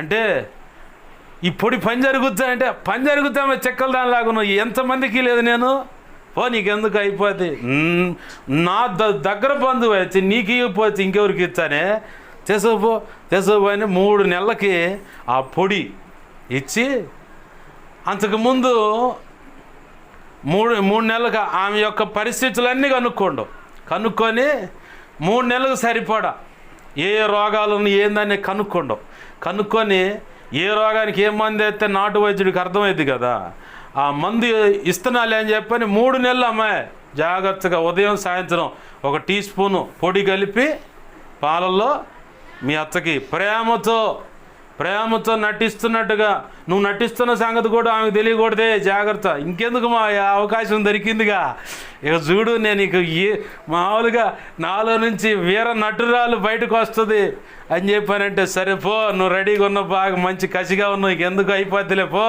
అని చెప్పని పంపిస్తే సరే అని చెప్పని వచ్చింది. రాగానే ఇక అత్తగారికి ప్రత్యేకమైన డోసు అనమాట. వేడిగా పాలు కాసి ఒక పౌడర్ కలిపి, వాళ్ళ మామ ఇచ్చాడుగా పౌడరు, అది కలిపి రోజు పొద్దున సాయంత్రం అత్తయ్య కూర్చోండి, మీరు కష్టపడతారు ఏంది అత్తయ్య, కూర్చోండి అత్త, మీరు కష్టపడకూడదు, అసలుకే ఒళ్ళునే మోకాళ్ళు నొప్పులాయా, మీరు వయసు పైన పడి ఉంది, మీరు అలా చాకరీ చేయకూడదు, ఇదిగో ఈ పాలు తాగు అని. ఏం ఒక డౌట్ అనమాట. ఈ అమ్మాయి పోయి 4 ఏళ్ల కాడ మీటింగ్ పెట్టింది, మా అత్తను చూసావు ఎట్ట చేస్తుందో నన్ను అని చెప్పని. ఏమో కూడా పోయి 4 ఏళ్ల కాడకు పోయి ఏమో కూడా మీటింగ్ పెట్టింది, మా కోళ్ళ సామాన్యురాలు కాదు, దాన్ని అట్ట మారుతుంది లేక ఎందుకులే అంటే, ఏందా మారేది అని చెప్పని ఇట్లా మీటింగ్ పెట్టింది. ఈ ప్రేమను రియల్గా కాదు నటిస్తా కూడా అసలు ప్రేమను కనబరుస్తానే ఉంది. చివరికి ఆ పొడి కలపటం, పొద్దున సాయంత్రం పాలు ఇవ్వటం, ఏంది అట్లా 3 నెలలకి ఇంచుమించుగా 1 నెల గడవటంతోనే ఈ అత్త ఈ కోడలకు అచ్చ తెలుగులో చెప్పాలంటే ట్యూన్ అయిందనమాట. ఇక సొంత బిడ్డను ప్రేమించినట్టు ప్రేమిస్తుంది అత్త రియల్గా, కోడలేమో నటిస్తుంది. కానీ నెల అయింది, ఇంక 2 నెలలేగా నీ పేడ మొత్తం పోతి దెబ్బతో ఇక నేను నా మొగుడికి అసలే లేదు, మన అనుబంధం అన్నట్టుగా పాటేసుకొని ఇక మేము సంతోషంగా ఉంటాం. ఎన్నాళ్ళే 3 నెలలేగా అంటుంది మనసులో. 2 నెలలు గడిచింది. అత్తయ్య మా అమ్మోళ్ళ ఇంటికి వెళ్ళి వచ్చాయంటే, ఇప్పుడు ఎందుకే అంటుంది. ఏమంటుంది? ఇప్పుడు ఎందుకే అమ్మా, ఇప్పుడు ఎందుకంటే మా నాన్నోళ్ళకి బాగోలేదు, మా అమ్మకి ఏదో బాగోలేదు అన్నారు. అత్తయ్య మా అమ్మోళ్ళకి వెళ్ళొచ్చే, అమ్మా నువ్వు బోమాకి నిన్ను చూడకుండా నేను ఉండలేను అంటుంది ఈ అత్త. నిన్ను చూడకుండా నేను ఉండలేనే అంటుంది ఈ అత్త. కోడలు అనుకుంటుంది, భలే దొరికావు నువ్వు, ఏంది నా పగ కక్ష మొత్తం భలే చక్కగా మా మేనమామ ఇచ్చిన ఆలోచన ప్రకారం బాగా బీటుగా నువ్వు పడిపోయావు, నాకు భలే దొరికావు అనుకుంటుంది. ఈ అత్తేమో కన్న బిడ్డను ప్రేమించిన కంటే ఇంకా గొప్పగా ప్రేమిస్తూ ఉంది. అంతగా ప్రేమిస్తున్నట్టుగా ఆ అత్తతో నటిస్తా ఆ పొడి కలిపి ఉదయం సాయంకాలం ఇస్తుంది. ఈ ప్రేమను కనపరిచిన దాన్ని బట్టి ఆ అత్తలో అప్పటి వరకున్న మోకాళ్ళ నొప్పులు లేవు, అప్పటి వరకు ఉన్న ఒళ్ళు నొప్పులు లేవు, అప్పటి వరకు ఉన్న అనారోగ్య పరిస్థితులు ఏమీ లేవు. ఈమె సంపూర్ణమైన ఆరోగ్యవంతురాలుగా మారిపోతూ ఉంది. ఈ అత్తలోనేమో నా కోడలు ప్రేమను పంచటాన్ని బట్టి అదేదో పొడి తెచ్చింది, నా ఆరోగ్యం కోసమే నేను చెప్పని ప్రేమగా బాగా నమ్మేసింది, తాగుతూ ఉంది. కోడలేమో ఇంకెన్లే, ఇంక నెలేగా నీ దరిద్రం, ఇంక నెలేలే, ఇంకేముంది, ఆ తర్వాత నేను నా మొగుడు ప్రశాంతంగా ఉండొచ్చు, నీ దరిద్రం వదులుద్ది అనుకుంటుంది. ఇంటికి పోతానంటే అమ్మమ్మ పోమాకి నిన్ను చూడకుండా నేను ఉండలేనాను, ఏడుస్తుంది. గట్టిగా పట్టుకొని ఏడిచి ఒక్కరోజు కూడా ఉండలేనే, నువ్వు వెళ్ళి తొందర అమ్మా అని చెప్పంటే వచ్చాను వచ్చా అని చెప్పని వెళ్ళింది. పోయి మేనమావను కలిసింది. ఏదమ్మా ఎలా పనిచేస్తుంది మందు అంటే, సూపర్గా పనిచేస్తుంది మావయ్య, మామూలుగా లేదు, అదేదో అర్థం కాలేదు మావయ్య, ఆమె నన్ను వదిలిపెడతలేదు, మా అమ్మ కంటే ఎక్కువ ప్రేమిస్తుంది మావయ్య నన్ను, నువ్వే నటించమన్నావు, ఆమె పూర్తిగా నన్ను నమ్మేసిందంటే ఏముండదే, ప్రేమతోనే పక్కాగా నీకు ఇచ్చిన మందు పనిచేస్తుంది అంటే పనిచేస్తుందా మావయ్య, పనిచేస్తుంది. ఆ పాప నా మీదకి రాదుగా మావయ్య అంటే రాదులే పోవే నీకెందుకు పో అని. 3 నెలలు గడిచిన తర్వాత ఈ 2 నెలల కాలంలో ఆమె పంచిన ప్రేమను బట్టి ఈ ముందున్న నెల మొత్తం ఈ అత్త ఎక్కడెక్కడ ఏ ఇంటికాడికైతే వెళ్ళి నా కోడలు అట్ట నా కోడలు ఇట్ట అని చెప్పిందో, ఏం పోయి అక్కడే నా కోడలు దేవుడిచ్చిన ఆశీర్వాదం, అది నా కన్న కూతురు కంటే ఎక్కువగా నన్ను ప్రేమిస్తుందమ్మా, అంత మంచి కోడలు, దాని మనసును తెలుసుకోలేక ఎట్లా పడితే అట్లా మాట్లాడాను నేను చెప్పాను కదా ఆంటీ, ప్రారంభంలో చెప్పానుగా, ఆ పిల్ల తెలుసుకోలేదు, ఇంట్లో ఇమ్మడలేదు కాబట్టి అలా అనుకుంటుందని చెప్పాను. నువ్వు చెప్పినప్పుడు ఏదో అనుకున్నాలే కానమ్మా, నా కోడలు బంగారం అని చెప్పాను. ఈ కోడలు కూడా ఎక్కడెక్కడైతే దుష్ప్రచారం చేసింది అత్త మీద, అక్కడికి కూడా పోయి ఆంటీ ఏమనుకున్నాను, మా అత్త ఏందంటే ఈ రకంగా తయారైంది, ఏమైంది అంటే నన్ను తన కూతురు కంటే ఎక్కువగా ప్రేమిస్తుందంటే, అవును సంతోషించాలి కానీ నువ్వెందుకే భయపడుతున్నావు అంటే, ఏమోలే ఏందోలే అని చెప్పని తలగిక్కుంటా తిరుగుతూ ఉంది. 3 నెలల కాలం అయిపోయిన తర్వాత మళ్ళీ పోయింది వాళ్ళ మేనమాకు సమాచారం చెబుదామని. ఏం సమాచారం అంటే, మామయ్య ఏమైంది, వేసిన ప్లాన్ చక్కగా పనిచేసిందంటే, పనిచేయటం ఏమో కానీ మామయ్య మా అత్త చచ్చిపోకూడదు మామయ్య అని చెప్పని బోరు నడుస్తున్నాను. ఏమైందే నీకు, అరే చచ్చిపోమని చెప్పని మందు ఇచ్చే 3 నెలలు మందు తినిపించి ఇప్పుడు మా అత్త చచ్చిపోకూడదు అంటే, ఆల్రెడీ బాడీ మొత్తం స్ప్రెడ్ అయ్యి ఉంటుంది, ఏం లేదు, మొత్తం ఒళ్ళు మొత్తం విషపూరితంగా మావయ్య నీకు దండం పెడతాం మావయ్య నా అత్త బతకాలి మావయ్య అని ఎడుతుంది. ఏమైందమ్మా ఏందంటే, నువ్వు చెప్పినట్టే నటిస్తా పాలల్లో ఆ పొడి కలిపి ఇచ్చానయ్యా, అయితే ఆమె తన కన్న బిడ్డ కంటే ఎక్కువగా నన్ను ప్రేమించింది, భలే నమ్మింది, ఆమె ప్రేమను కూడా నాకు కూడా పంచితే నా తల్లి కంటే ఎక్కువగా ప్రేమను పంచుతూ ఉంది, ఆమె బతకాలి మావయ్య, చచ్చిపోకూడదు మావయ్య, పొడి మావయ్య, నీకు దండం పెడతాం మావయ్య, నువ్వు ఇవ్వకపోతే ఇక్కడి నుంచి కదల మావయ్య, నేను ఇక్కడే చచ్చిపోతే మేలు మావయ్య, అమ్మో అంత దుర్మార్గం, ఆ పాపం నా మీదకి రాకూడదు మావయ్య అని చెప్పని బోర్ని ఎడుస్తూ ఉందంట. బోర్ని ఎడుస్తూ ఉంటే కాడికి ఏడవనిచ్చి ఏసై కూడా అదే పని చేస్తాడు. నాకు బాగా అనుభవం అనమాట. హృదయంలో ఉన్న దుఃఖం మొత్తం ఏడ్చి అంత అయిపోయిన తర్వాత హృదయం నెమ్మది వచ్చుద్ది, అప్పుడు మాట్లాడుతాడు అనమాట. ఈడ మేనమామ కూడా ఆమెని బాగా ఏడవనిచ్చి అంత తన హృదయంలో ఉన్న భారం మొత్తం దిగిపోయేదాకా ఏడవనిచ్చి లేపి, పిచ్చిదానా నీకు ఇచ్చిన మందు మీ అత్త చచ్చిపోవడానికి కాదు ఇచ్చింది, మరి ఎందుకు ఇచ్చామా, నిన్ను ప్రారంభంలో మీ అత్తకి ఏ రోగాలు అని అడిగాను, అడిగా మావయ్య, మోకాళ్ళ నొప్పులకి, ఒంట్లో ఏ బాగోలేదు, ఏంది దేనికి మోకాళ్ళ నొప్పులకి, ఒంట్లో ఏమైతే బాగోలేదని చెప్పావో, ఆమె అనారోగ్య సంబంధమైనటువంటి విషయాల కోసమే ఆ పొడిని నీకు ఇచ్చా. అయితే ఆ పొడి మామూలుగా ఇస్తే ఆమె దేహంలోకి ఇమడదు, దానికి పాలు కలపాల, పాలల్లో అది కలిపితే ఖచ్చితంగా ఆ మందు పనిచేస్తుంది.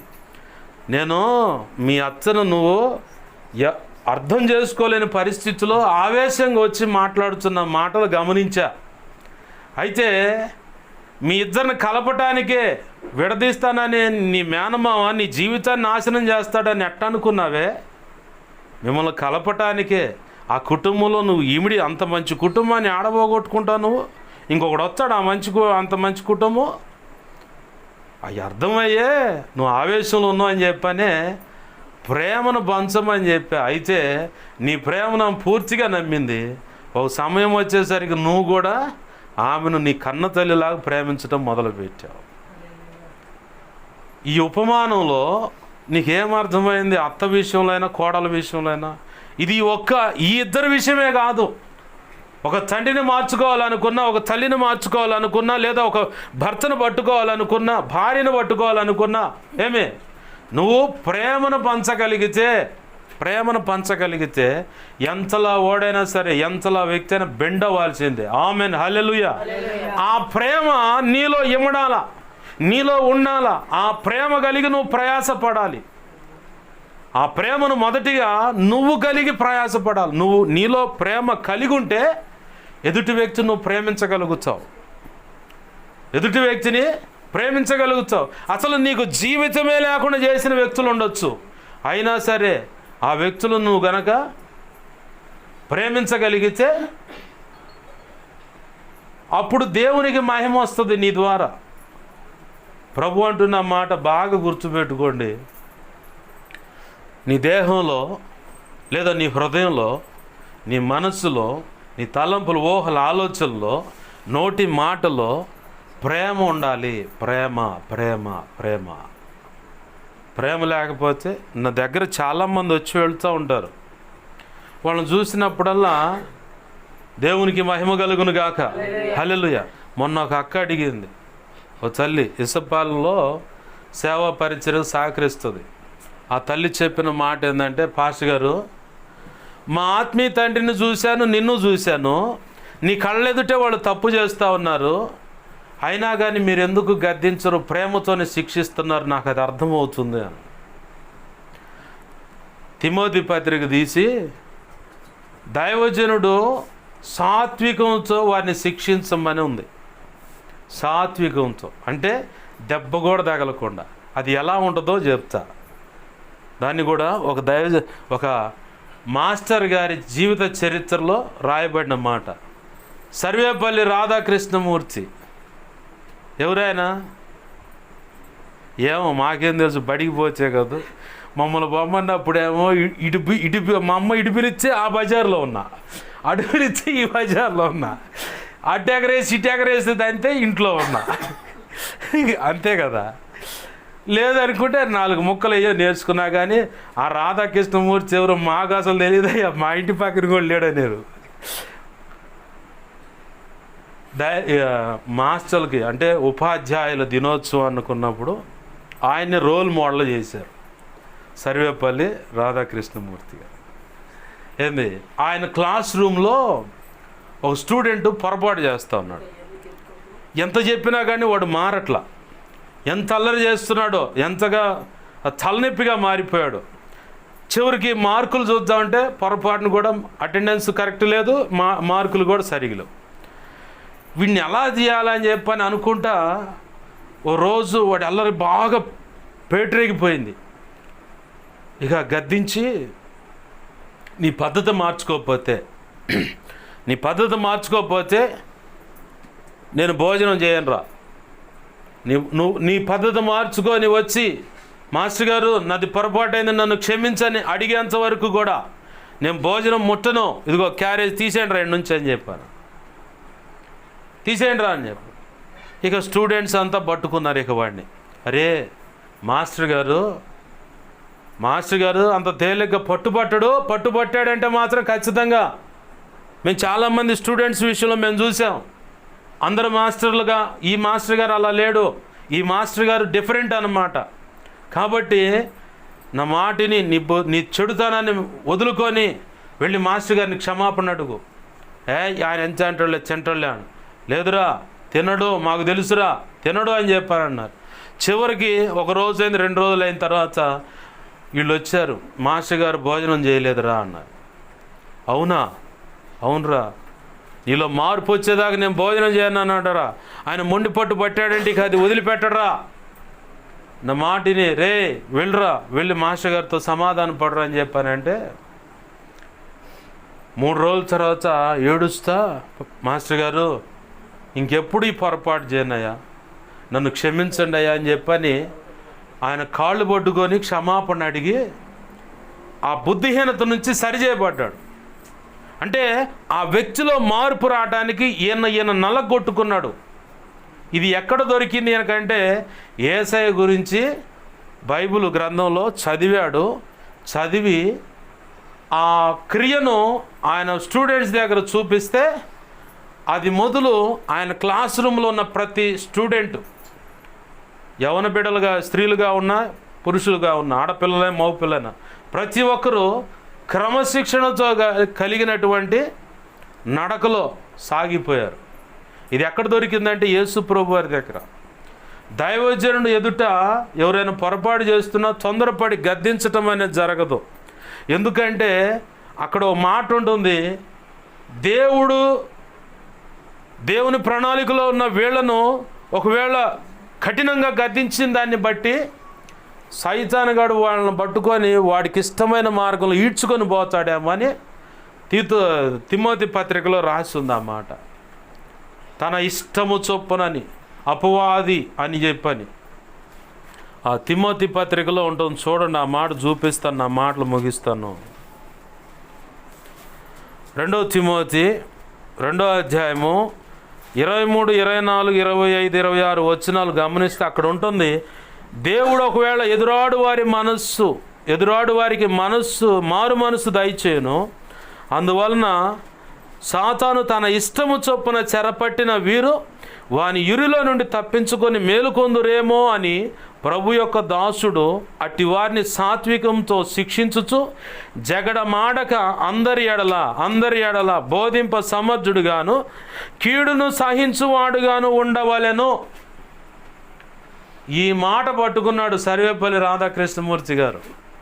ఆ మాట పట్టుకొని సాత్వికంతోనే వాళ్ళని పిల్లగాడిని అంటే తను గాయం చేసుకొని, కుటుంబంలో అయినా సరే నీ బిడ్డలు ఎవరైనా మారట్లేదా, నీ భర్త మారట్లేదా, కడుపు మాడు, ఉపవాసమే. ఎందుకు ఉపవాసం ఉంటున్నావే అని అడుగుతుడు ఖచ్చితంగా. ఏంది నీ దెబ్బకు కుటుంబం మొత్తం ఒక దరికి అవుతుంది. ఏం చేయమంటావు మరి? అందుకే నేనేం చేయలేను, బలహీనరాలని. నువ్వు చెప్పిన నా మాట వినట్లేదమ్మా, అందుకే నీ దృష్టిలో నేను బలహీనుడిగా కనపడుతున్నాను, లోకం దృష్టిలోనేమో సమర్థుడైన భర్తగా కనపడుతున్నాను. కాబట్టే అసలు నన్ను నేను శూన్యం చేసుకొని యేసయ్య పాదాలు పట్టుకున్నాను. ఆయనే పట్టుకోవచ్చుడు. ఖచ్చితంగా ఈ ప్రార్థన, ఈ మనసు కలిగి కనుక నువ్వు దేవుని సన్నిధిలో కనిపెట్టగలిగితే ఖచ్చితంగా నువ్వు కార్యం చూడగలుగుతావు. ప్రభు అంటున్నాడు, ప్రేమ కలిగి ఉండుటకు ప్రయాసపడండి. కష్టపడాల ప్రేమ కలిగి ఉండటం కూడా. తొందరపడే మాట అంటావు, నోరు జారుతావు, వెళ్ళు వెంటనే సమాధాన పడు. ఎందుకంటే నీకు కావాల్సిన చోడు అది. భర్త నీకు కావాల్సిన చోడు, భార్య నీకు కావాల్సిన చోడు. సమాధాన పడు. ఏ కొండలు నలిగిపోతానే మన దెబ్బకి. చక్కగా వెళ్ళి సమాధాన పడితే కుటుంబం కట్టబడుతుంది. కోడలైనా అల్లుడైనా సరే ప్రేమను పంచు. నువ్వు చేయాల్సిన పనే లేదు, ప్రేమను పంచు. తొందరపడి తెలియక అవగాహన లోపాన్ని బట్టి ఒక నోరు జారిన పరిస్థితి ఉంటే తెలియదులే. నా ఎదురు చాలామంది నానా రకాలుగా మాట్లాడేవాళ్ళు నేను గమనించినప్పుడు నేను ఒకటే మాట అనుకుంటా ప్రభు సన్నిధిలో, ప్రభువా వాళ్ళు తెలియక ఇలా చేస్తున్నారు. సంఘంలో అయినా సరే విశ్వాసులు లేదా ఎవరైనా సరే నిన్ను గౌరవించకుండా తృణీకరిస్తున్నారా? ఒకటే మాట అనుకోలే, ప్రభువా వాళ్ళకు తెలియక ఇలా చేస్తున్నారు, నాకు సహాయం చేయి. నేను నడిచిన అనుభవాన్ని మీ ఎదుట చెబుతున్నా. నా ఎదురు చాలామంది చాలా రకాలుగా, అంటే వాళ్ళ మీద నేరం మోపటానికి కాదు ఈ మాట చదవటానికి. మీరు ఒకవేళ ఈ అనుభవంలో ఉంటే మీరు నేర్చుకోవాల్సిన మాట ఏంటంటే, ప్రభు వాళ్ళకి తెలియక అలా అంటున్నారు, వారిని క్షమించు. ఇలాగ నువ్వు ప్రేమను పంచగలిగితే, ప్రభు అన్నాడు, రాళ్లతో ఇసురుతూ ఉన్నారు, ముఖం మీద కొరాళ్ళతో కొడుతున్నారు. ఏంది అప్పుడేమన్నాడు? పచ్చి కట్టెకే ఇలా చేస్తున్నారంటే ఇక ఎండి కట్టెకి ఏ రకం చేస్తారు? ఆ తర్వాత సిలువలో వేలాడుతూ ఆయన ఏమన్నాడు? 3 మేకుల మధ్య భయంకరమైన వేదనలో, తండ్రి వీరేం చేస్తున్నారు, వీరెరుగురు కనుక వీరిని క్షమించు. ఆ అనుభవం ఎట్లా నువ్వు గనక వస్తే యేసయ్య ప్రేమతో నువ్వు నింపబడ్డావని అర్థం. ఆమేన్, హల్లెలూయా. ఎదుటి వ్యక్తుల యొక్క జీవితాలు బాగుపడుతుంటే, నువ్వు ప్రోత్సహించిన దాన్ని బట్టి ఒక వ్యక్తి జీవితం కట్టబడుతుంటే, ఒక కుటుంబం కట్టబడుతుంటే, ఏంది వాళ్ళల్లో నువ్వు సంతోషాన్ని వెతుకుతున్నావు అంటే యేసయ్య ప్రేమ నీలో ఉందని అర్థం. ఆమేన్, హల్లెలూయా. లేదు నీకు మటుకు నువ్వు గిరి గీసుకొని బతుకుతున్నావంటే ఇంకా అసలు యేసయ్య ప్రేమ నీలోకి రాలా. ఇంకా బాగా గుర్తు చేసుకోవాలి. ప్రభు పాదాలు పట్టుకుందాం, ప్రార్థన చేద్దాం, ప్రభుని అడుగుదాం. దేవా, ఈ లోకాన్ని ఏ ప్రేమతో నువ్వు ప్రేమించావో ఆ ప్రేమతో నన్ను నింపయ్యా. నేను ఇదే ప్రార్థన చేసుకున్న ప్రభు సన్నిధిలో. అలాగనే ఒక సమయం వచ్చింది, ప్రభు కృపను బట్టి ఆయన ప్రేమతో నింపాడు. ఆమేన్, హల్లెలూయా. ప్రార్థన చేసుకుందాం. ప్రార్థన. ప్రేమగల మా కన్న తండ్రి యేసయ్యా, నీకు వందనాలు, కృతజ్ఞతాస్తుతులు. మా ప్రభువా, ప్రేమ కలిగి ఉండుటకు ప్రయాసపడమన్నా అయ్యా. ఇదిగో తండ్రి, మొదటిగా నీ పరిశుద్ధమైన శరీరం రక్తము తీసుకుంటున్నా మేము. ఆ రక్తంలో ఉన్న ఆ లక్షణాలు మేము కలిగి ఉండాలి. ఆ లక్షణములో అతి శ్రేష్టమైనది ప్రేమయే. పౌలు భక్తుడు కూడా చెప్పాడు, ప్రభువా నిరీక్షణ, విశ్వాసము, ప్రేమ ఉంటుంది, అయితే ప్రప్రదమైనది ప్రేమయే అన్నాడు ప్రభువా. అయ్యా, ఆ ప్రేమ కలిగి ఇదిగో తండ్రి మేము ఉండటానికి సహాయం చేయి అయ్యా. కొరింథీ పత్రికలు ఇదిగో తండ్రి 13వ అధ్యాయంలో ఇదిగో ప్రవచిస్తున్నా, భాషలు మాట్లాడుతున్నా, లేఖన వాక్య మర్మాలు ఎన్ని తెలిసినా, ఆత్మ ప్రత్యక్షతలు కలిగి ఉన్నా కానీ ప్రేమ లేకపోతే ఇదిగో తండ్రి గణగణలాడు కంచు లాంటి వాడినే కానీ నేను మాత్రం ప్రేమ లేకపోతే వ్యర్థుడను. ప్రేమ కలిగి ఉండాలని చెప్పని దేవా నీ భక్తుడి ద్వారా నువ్వు మాట్లాడావు. అయా కనికరించండి ప్రభువా, మేము ప్రేమ కలిగి ఉండటకు సహాయం చేయండి. మొదటిగా ఆ ప్రేమమూర్తి నీలోని సద్గుణాలన్నీ మేము కలిగి ఉండటకు సహాయం చేయండి ప్రభువా. అయ్యా ఇదిగో తండ్రి, ప్రేమ చేత మేము నింపబడ్డానికి సహాయం చేయండి అయ్యా. పరిశుద్ధాత్మ దేవుడా, బలముగా మా మీదకు దిగి వచ్చి అయ్యా నీ తండ్రి త్రియేక దేవుని యొక్క ప్రేమను మాలో దేవా ఉంచండి ప్రభువా. ఈ లోకాన్ని ఏ ప్రేమతో ప్రేమించా ఆ ప్రేమతో మేము దేవా ఉండటానికి సహాయం చేయి. ఆ ప్రేమను పంచటానికి సహాయం చేయి. ఆ ప్రేమను కలిగి దేవా ప్రయాసపడటానికి, అనేకులకు ప్రేమను పంచేందుకు అయా కష్టపడటానికి కూడా మాకు సహాయం చేయి అయా. నీ కార్యములు జరిగించు దేవా, నీ కార్యములు జరిగించు అయా. నీ చిత్తం నెరవేర్చండి ప్రభువా, నీకు స్తోత్రాలు దేవా. కనికరించండి అంటూ ప్రార్థన చేద్దాం.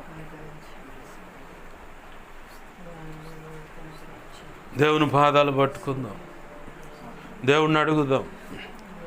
మన మధ్యలో ఒక అన్నయ్య ఉన్నాడు, బాగా గుర్తుపెట్టుకోండి. కదిలితే నిద్రగా జోగుచున్నట్టుగా నిద్రమత్తుగా ఉంటాడు. కారణం ఏందో తెలుసా? యేసయ్యను నమ్ముకుంటే అన్నం వండి పెట్టనంది భార్య. ఆ యేసయ్యను వదిలిపెడితేనే అన్నం వండి పెడతానంది. నువ్వు వండి పెట్టని అవసరం లేదు, నా యేసయ్య కావాలని బైబిల్ పట్టుకున్నాడు. పగలంతా బయలుదారి మేస్త్రిగా చాకరీ చేస్తాడు. రాత్రికి వచ్చేసరికి, ఇప్పుడు ఈ చలికాలం, ఈ టయానికి భార్య తలుపు తీదు. అసలు నువ్వు నాకు వద్దు అని చెప్పని అంటుంది. నా బిడ్డలో మేము మా జీవితం మేమే, ఇక నువ్వు అవసరం లేదు అంటుంది. రాత్రి వేళ తను ఉంటున్న ఇంటి మీద, డాబా మీద వర్షమైనా చలైనా అక్కడే ఉంటే దుప్పటి ఉంటే ఆ దుప్పటి కప్పుకొని నిద్ర వచ్చేదాకా ఆ డాబా మీద రేత్రి కన్నీరు విడుస్తా ప్రార్థన చేస్తూ ఉన్నాడు. మనం ఆయన చూసి నవ్వుకుంటూ ఉండొచ్చాము ఒకవేళ. ఏంది అదే శ్రమ, అదే వేదన కనుక నీకు నాకుంటే ఎప్పుడో అసలు ఈ భార్య వద్దు, ఈ బిడ్డలు వద్దు, నా జీవితం నాకు కావాలని తెగదింపులు చేసుకొని పక్కకి వెళ్ళిపోతాం. యేసయ్యను నమ్ముకున్నాడని చెప్పని, యేసయ్యను తన తల్లి నమ్ముకుందని, తన తల్లి తరపు తోడబుట్టిన వాళ్ళు కూడా అలాగనే భర్త వాళ్ళు కూడా చిత్రహింసలు పెట్టారు, అయినా ఆ తల్లి యేసయ్యను వదిలిపెట్టల. యేసయ్య కోసమే నిలబడదు. యేసయ్య పేరునే చిత్రహింసలు పొందింది. నీతి కొరకు ఆకలి దప్పులుగా చిత్రహింసలు పొందేవారు ధన్యులు అన్నట్లుగా ఆ లేఖనం అక్షరాల ఇతని జీవితంలో, ఇతని తల్లి జీవితంలో నెరవేర్చబడింది. ఇప్పుడు తన భార్య, నాకు అవసరం లేదు, నువ్వు యేసయ్య నమ్ముకుంటే మాత్రం నేను వండి పెట్టను, నువ్వు అసలు నాకు అవసరం లేదంటూ వెలివేసినట్లుగా. అన్నయ్య అప్పుడప్పుడు అంటూ ఉంటాడు, అయ్యా నన్ను మా ఇంట్లో కుక్కని ఎలా అయితే బయట కట్టేస్తున్నారు, ఆ కుక్కని నన్ను ఒకే రకం చూస్తున్నారయ్యా అని. అయినా కానీ సిగ్గుపడొద్దయ్యా, నిరీక్షణ ఉంచు, దేవుడు ఖచ్చితంగా కార్యం చేస్తాడు. అసలు వద్దు అని వెళ్ళిపోయిన వ్యక్తి ప్రార్థించగా తిరిగి మళ్ళీ నా భర్త నాకు కావాలని వచ్చింది. ఇంత కార్యం చేసినాడు దేవుడు, ఇక ముందు కూడా కార్యం చేస్తాడయ్యా, విశ్వాసం ఉంచు, నిరీక్షణ కలిగి ఉండు, ప్రభు పాదాలు పట్టుకో, మేమంతా ప్రార్థన చేస్తున్నాం, నువ్వు కూడా ప్రార్థన చేసుకో అని చెప్పాను. ఆ ప్రాంతంలో డాబా ఎక్కుతాడు. ఇప్పుడు వెళ్ళంగానే డాబా ఎక్కి ఆ చలిలోనే మోకాళ్ళుని కన్నీరు విడుస్తూ ప్రార్థన చేస్తాడు, నా భార్యను మార్చాయా, నా భర్తను, నా బిడ్డలను మార్చాయా, నా కుటుంబాన్ని మార్చాయని చెప్పని. ఆ స్టేజ్లో ఉందా నీకు శ్రమ? నిద్రగాసి నిద్ర సరిపోక మళ్ళీ పొద్దునే చాకిరి, బయలుదేరి పని చాకిరికి వెళ్తాడు, మళ్ళీ సాయంత్రానికి వస్తాడు, మళ్ళీ నాకంటే స్పిరిట్గా నేను ఎక్కడున్నానని ఎత్తుక్కుంటూ అక్కడ టీ స్టాల్ కాడికి వస్తాడు. నేను కనపడకపోతే బరబర ఇక్కడ కాలనీకి నడుచుకుంటూ వస్తాడు. ఈ ప్రతిరోజు జరుగుతున్న చంచుది.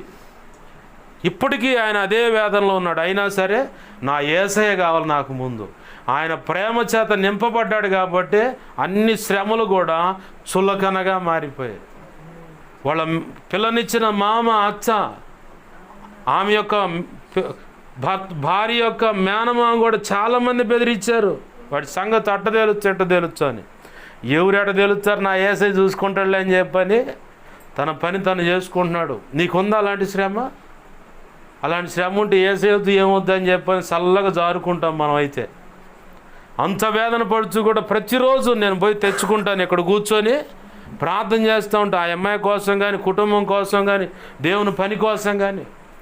అంత ఆసక్తి, శ్రమ ఉంది. మళ్ళీ యేసయ్య ప్రేమ చేత నింపబడితే ఒక వ్యక్తి ఎలా ఉంటాడో అతనే మన మధ్యలోనే ఉన్నాడు. ఆయనే రోల్ మోడల్ అన్నమాట. దేవుని పాదాలు పట్టుకుందాం, దేవుణ్ణి అడుగుదాం. ఇదేదో ఆయన కించపరచడానికి చోట్ల ఎగ్జాంపుల్ చేసుకో.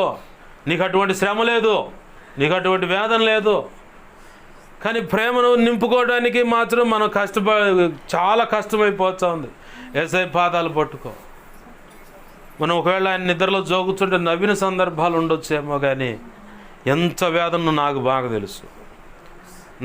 తెలుసు. ఒక భార్య వ్యతిరేకిస్తుందంటే, నాకు నువ్వు యేసయ్య నమ్ముకుంటే నీకు అన్నమే వండి పెట్టను, అసలు దగ్గర కూడా రాని నన్ను ఎడం చేసింది ఆమె. ఎంత వేదన, ఎంత భయంకరమైన పరిస్థితి. కానీ నా యేసయ్య కావాలయ్యా, నాకు నా యేసయ్య సన్నిధి కావాలా, నా యేసయ్య కావాలి. ఈ రాత్రి తెల్లారి రేత్రి ఎప్పుడు వండుకుంటాడో తెలియదు. 4 గంటలకు టెన్షన్గా లేచి టౌన్ చర్చికి పోయి ప్రార్థన చేసుకొని వాక్యం చదువుకొని దేవుడు నిర్ణయించిన జీవన సంబంధమైన పనికి వెళ్ళిపోతాడు. మళ్ళీ ఇక్కడ ఆన్లైన్ జరుగుద్ది, 3:30 దాకా ఆన్లైన్ జరుగుద్ది. అరగంట అట్ట కన్ను మూస్తాడు, 4ంటికి టక్మని లేచి వెళ్ళిపోతాడు టౌన్ చర్చికి. వెళ్ళిపోయి ఆడ వాక్యం చదువుకుంటాడు, ప్రార్థన చేస్తాడు. మన అనుభవం ఏ దశలో ఉంది, ఏ స్థితిలో ఉంది, ఒక్కసారి జ్ఞాపకం ప్రార్థన చేసుకుందాం. ప్రేమగల మా కన్న తండ్రి యేసయ్యా, నీకు వందనాలు, కృతజ్ఞతాస్తుతులు. దేవా, మీరు ఇచ్చిన వర్తమానాన్ని బట్టి నీకు వందనాలయ్యా. విన్న ప్రతి ఒక్కరిలో ఆ వాక్యాన్ని ముద్ర వేయండి, సిలువ రక్తంతో భద్రపరచండి. నీరు కట్టి అనేక దేవా నీరు కట్టి ఫలింపచేయండి, ఫలభరితంగా మార్చండి ప్రభువా. నీ కార్యములు జరిగించు, నీ చిత్తమే, నీ కృపచేత దేవా, నీ చిత్త ప్రకారం ప్రతి ఒక్కరూ యేసయ్యా ఇదిగో ఈ లోకాన్ని ఏ ప్రేమతో ప్రేమించావో ఆ ప్రేమ చేత ప్రతి ఒక్కరు యేసు నామములో నింపబడునుగాక.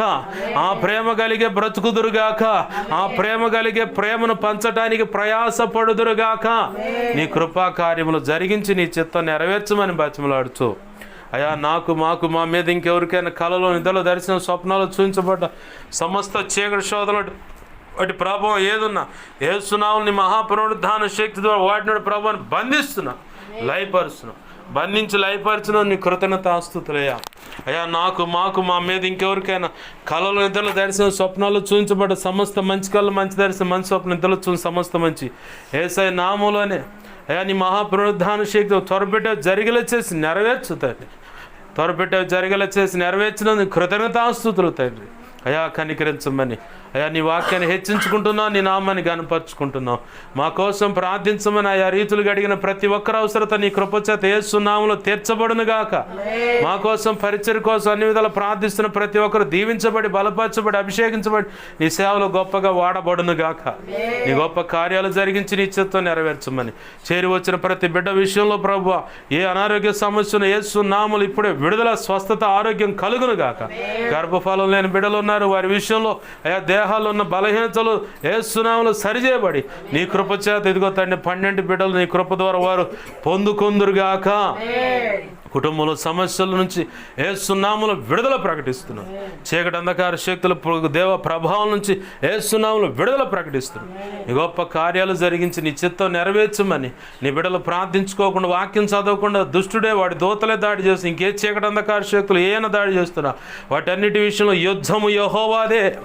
దేవా నీవే రక్షించమని నీవే భద్రపరచమని వారి రక్షణను రోషంగా కొనసాగించి అయా నీ ప్రేమతో నింపబడి నీ కృపలో వర్ధిల్లుటకు కూడా సహాయం చేయమని 2 తిమోతి 1:12 ప్రకారం ఆ గడి వరకు కాపాడక సముద్రుడని నీ కృపాహస్తాలకు బిడ్డలందరినీ సంఘ బిడ్డలను సమస్తాన్ని కుటుంబ సభ్యులను పసి బిడ్డలు మొదలుకొని పెద్దల వరకు ఆయా చరస్థిరాస్తులన్నిటినీ చేతులకు అప్పచెప్పి మా ప్రియుడు మా రక్షకుడని యేసయ్య నామములోని ప్రార్థించి సమస్తం పొందుకొని బిడ్డలను దీవించి ఆశీర్వదించి చేతులకు అప్పచెబుతున్నాం మా తండ్రి.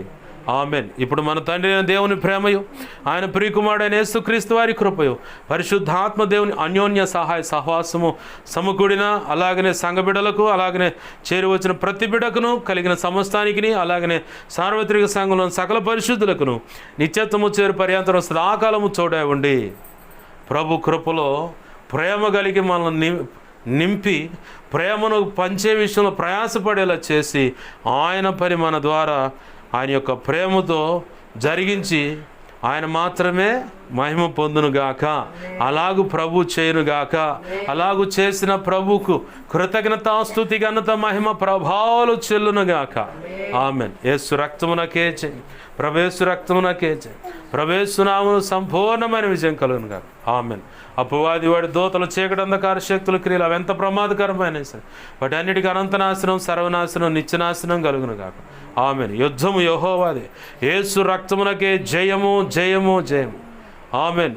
హల్లెలూయా హల్లెలూయా హల్లెలూయా. అందరికీ వందనాలు. ప్రభు యొక్క మహా ఉచిత కృప మనందరికీ చూడండి నడిపించునుగాక. ఆమెన్.